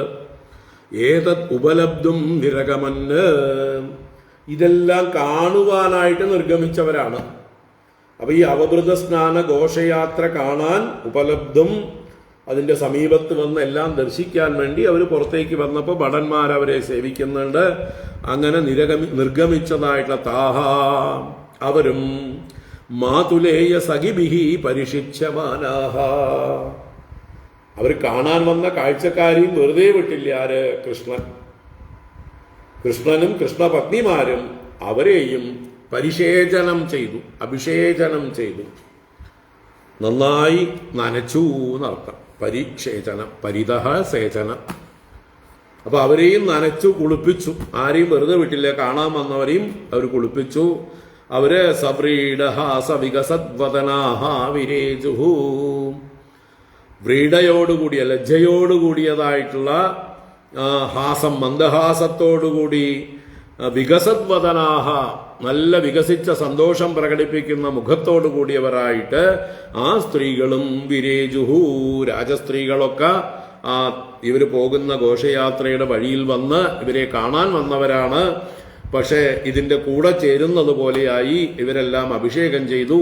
അങ്ങനെ അഭിഷിക്തരായിട്ട് ചിരിക്കുന്നവരായി സുന്ദരികളായി അവരും ശോഭിച്ചു, കാണപ്പെട്ടു. വിരേജുഹു ഗുപ്താ നൃഭിർനിരഗമൻ ഉപലബ്ധുമേതദ്ദേവ്യോ യഥാ ദിവി വിമാനവരൈർ നൃദേവ്യഃ താമാതുലേയ സഖിഭിഃ പരിഷിച്യമാനാഃ സവ്രീഡഹാസ വികസദ്വദനാ വിരേജുഃ താ ദേവരാൻ ഉദസഖീൻ ശിശിചുർധൃതീഭിഃ ക്ലിന്നാംബരാ വിവൃതഗാത്രകുചോരുമദ്യാഃ ഔത്സുക്യമുക്തകബരാച്യവമാനമാല്യാഃ ക്ഷോഭം ദദുർ മലധിയാം രുചിരൈർവിഹാരൈഃ താ ദേവരാൻ ഉദസഖീൻ ശിശിചുർധൃതീഭിഃ ക്ലിന്നാംബരാ വിവൃതഗാത്രകുചോരുമദ്യാഃ ഔത്സുക്യമുക്തകബരാത് ച്യവമാനമാല്യാഃ ക്ഷോഭം ദദുർ മലധിയാം രുചിരൈർവിഹാരൈഃ. അല്ലെ, ഏതൊരു ഉത്സവവും ഏതൊരു ഘോഷയാത്രയുമാകുമ്പോഴും അവിടെയും മലധിയ എന്ന് പറയുന്നത്, ഇവിടെ മലിന ഹൃദയന്മാർ, മലിന ബുദ്ധികൾ, മനസ്സിൽ എന്താ പറയുക, കളങ്കമുള്ളവരായിട്ടുള്ള ആളുകളുണ്ട്, അവരും കാഴ്ചക്കാരായിട്ടുണ്ട്. അപ്പൊ അവർക്ക് കാണാൻ ഒരു ഒന്നൊന്നര കാഴ്ചയായിരുന്നു ഈ രാജ സ്ത്രീകളൊക്കെ. എങ്ങനെ? അതാണ് താഹ ദേവരാൻ സഖീൻ ഉത ധൃതീഭിഹി ശിശിചുഹു. താഹ എന്ന് പറഞ്ഞാൽ മുന്നേ ശ്ലോകത്തിൽ പറഞ്ഞ രാജപത്നിമാര്, രാജസ്ത്രീകൾ, നൃദേവ്യ, അവരെന്ത് ചെയ്തു? തിരിച്ച് ദേവരാൻ എന്ന് പറഞ്ഞാല് ഭർത്താവിന്റെ അനുജന്മാരാണ് ദേവരന്മാര്. അപ്പോ യുധിഷ്ഠിരന്റെ ഭാര്യ ഭീമസേനനും അർജുനനും നകുലനും സഹദേവനും ദേവരന്മാരാണ്. ഭീമസേനന്റെ ഭാര്യയ്ക്ക് അർജുന നകുല സഹദേവന്മാരുടെ ഭാര്യ എന്താ പറയാ, അവര് 4 പേര് ദേവരന്മാരാണ്, 3 പേര് ദേവരന്മാരാണ്. അർജുനന്റെ ഭാര്യയ്ക്ക് നകുല സഹദേവന്മാർ ദേവരന്മാരാണ്. ഇങ്ങനെ ഭർത്താവിന്റെ അനുജന്മാരെ എന്നാണ് ദേവരന്മാര്. അതുപോലെ സഖീൻ, അവരുടെയൊക്കെ ഭാര്യമാരെയും എന്ന് വേണമെങ്കിൽ പറയാം. പരസ്പരം എന്ത് ചെയ്തു? ധൃതീഭിഹി ശിശുജുഹു. ധൃതി എന്ന് പറഞ്ഞാല് പീച്ചാങ്കുഴല്, ജലത്തെ പീച്ചാൻ ഉപയോഗിക്കുന്ന പീച്ചാങ്കുഴല്.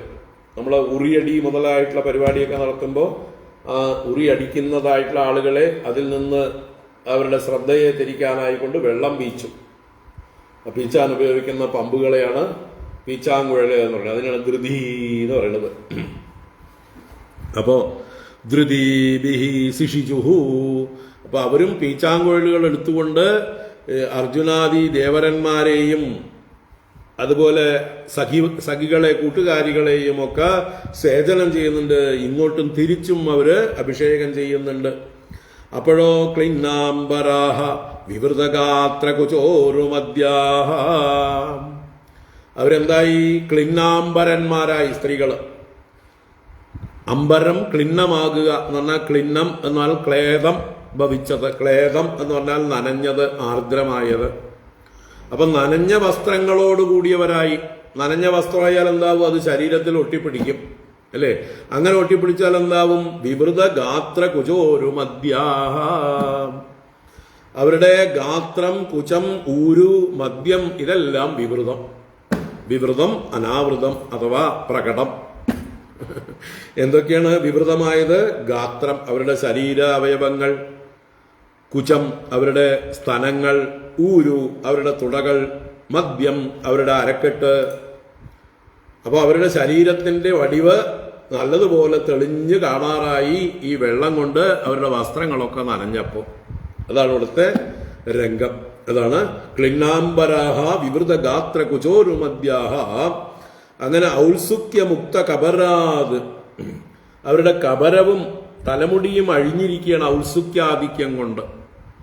ഉത്സാഹം കൊണ്ട് അവർ തുള്ളിച്ചാടി കളിക്കുന്നതായിട്ടുള്ള സമയത്ത് അവരുടെ തലമുടികളും അഴിഞ്ഞു. ആ കബരാത് ചവമാന മാല്യാഹ, തലമുടിയിൽ ചൂടിയ മാല്യങ്ങൾ, മാലകളെല്ലാം ചെവിക്കുകയാണ്, അത് കൊഴിഞ്ഞു വീഴുകയാണ്.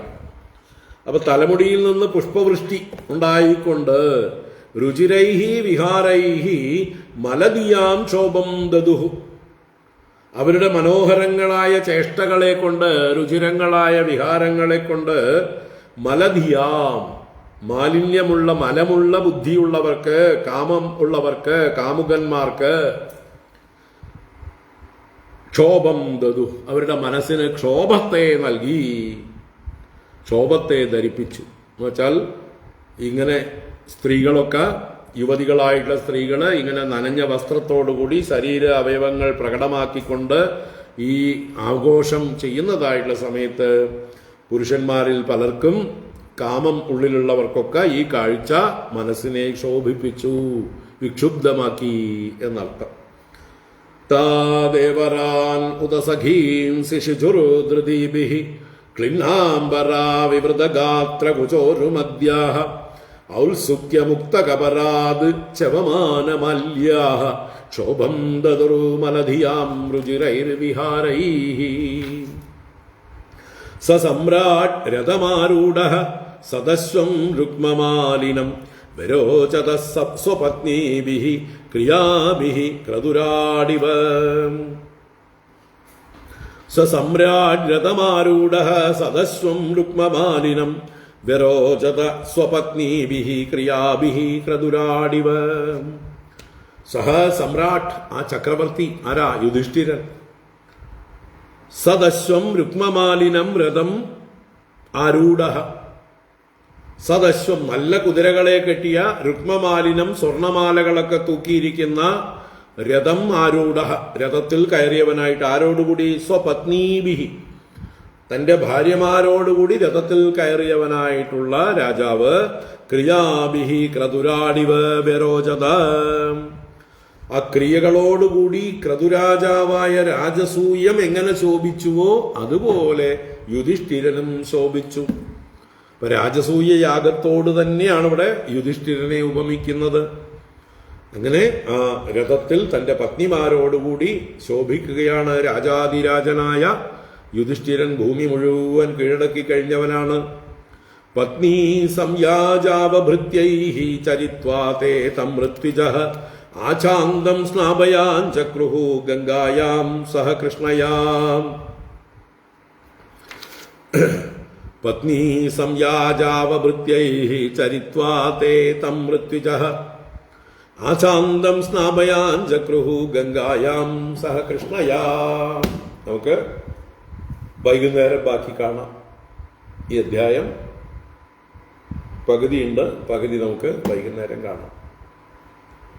ഓം കായേന വാചാ മനസേന്ദ്രിയൈർവാ ബുദ്ധ്യാത്മനാ വാ പ്രകൃതേ സ്വഭാവാത് കരോമി യദ്യത് സകലം പരസ്മൈ നാരായണായേതി സമർപ്പയാമി.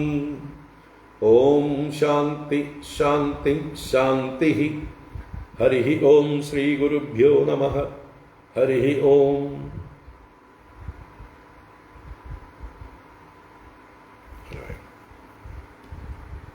നമുക്ക് വൈകുന്നേരം ബാക്കി നോക്കാം. എല്ലാവർക്കും ശുഭദിനം. ഹരി ഓം.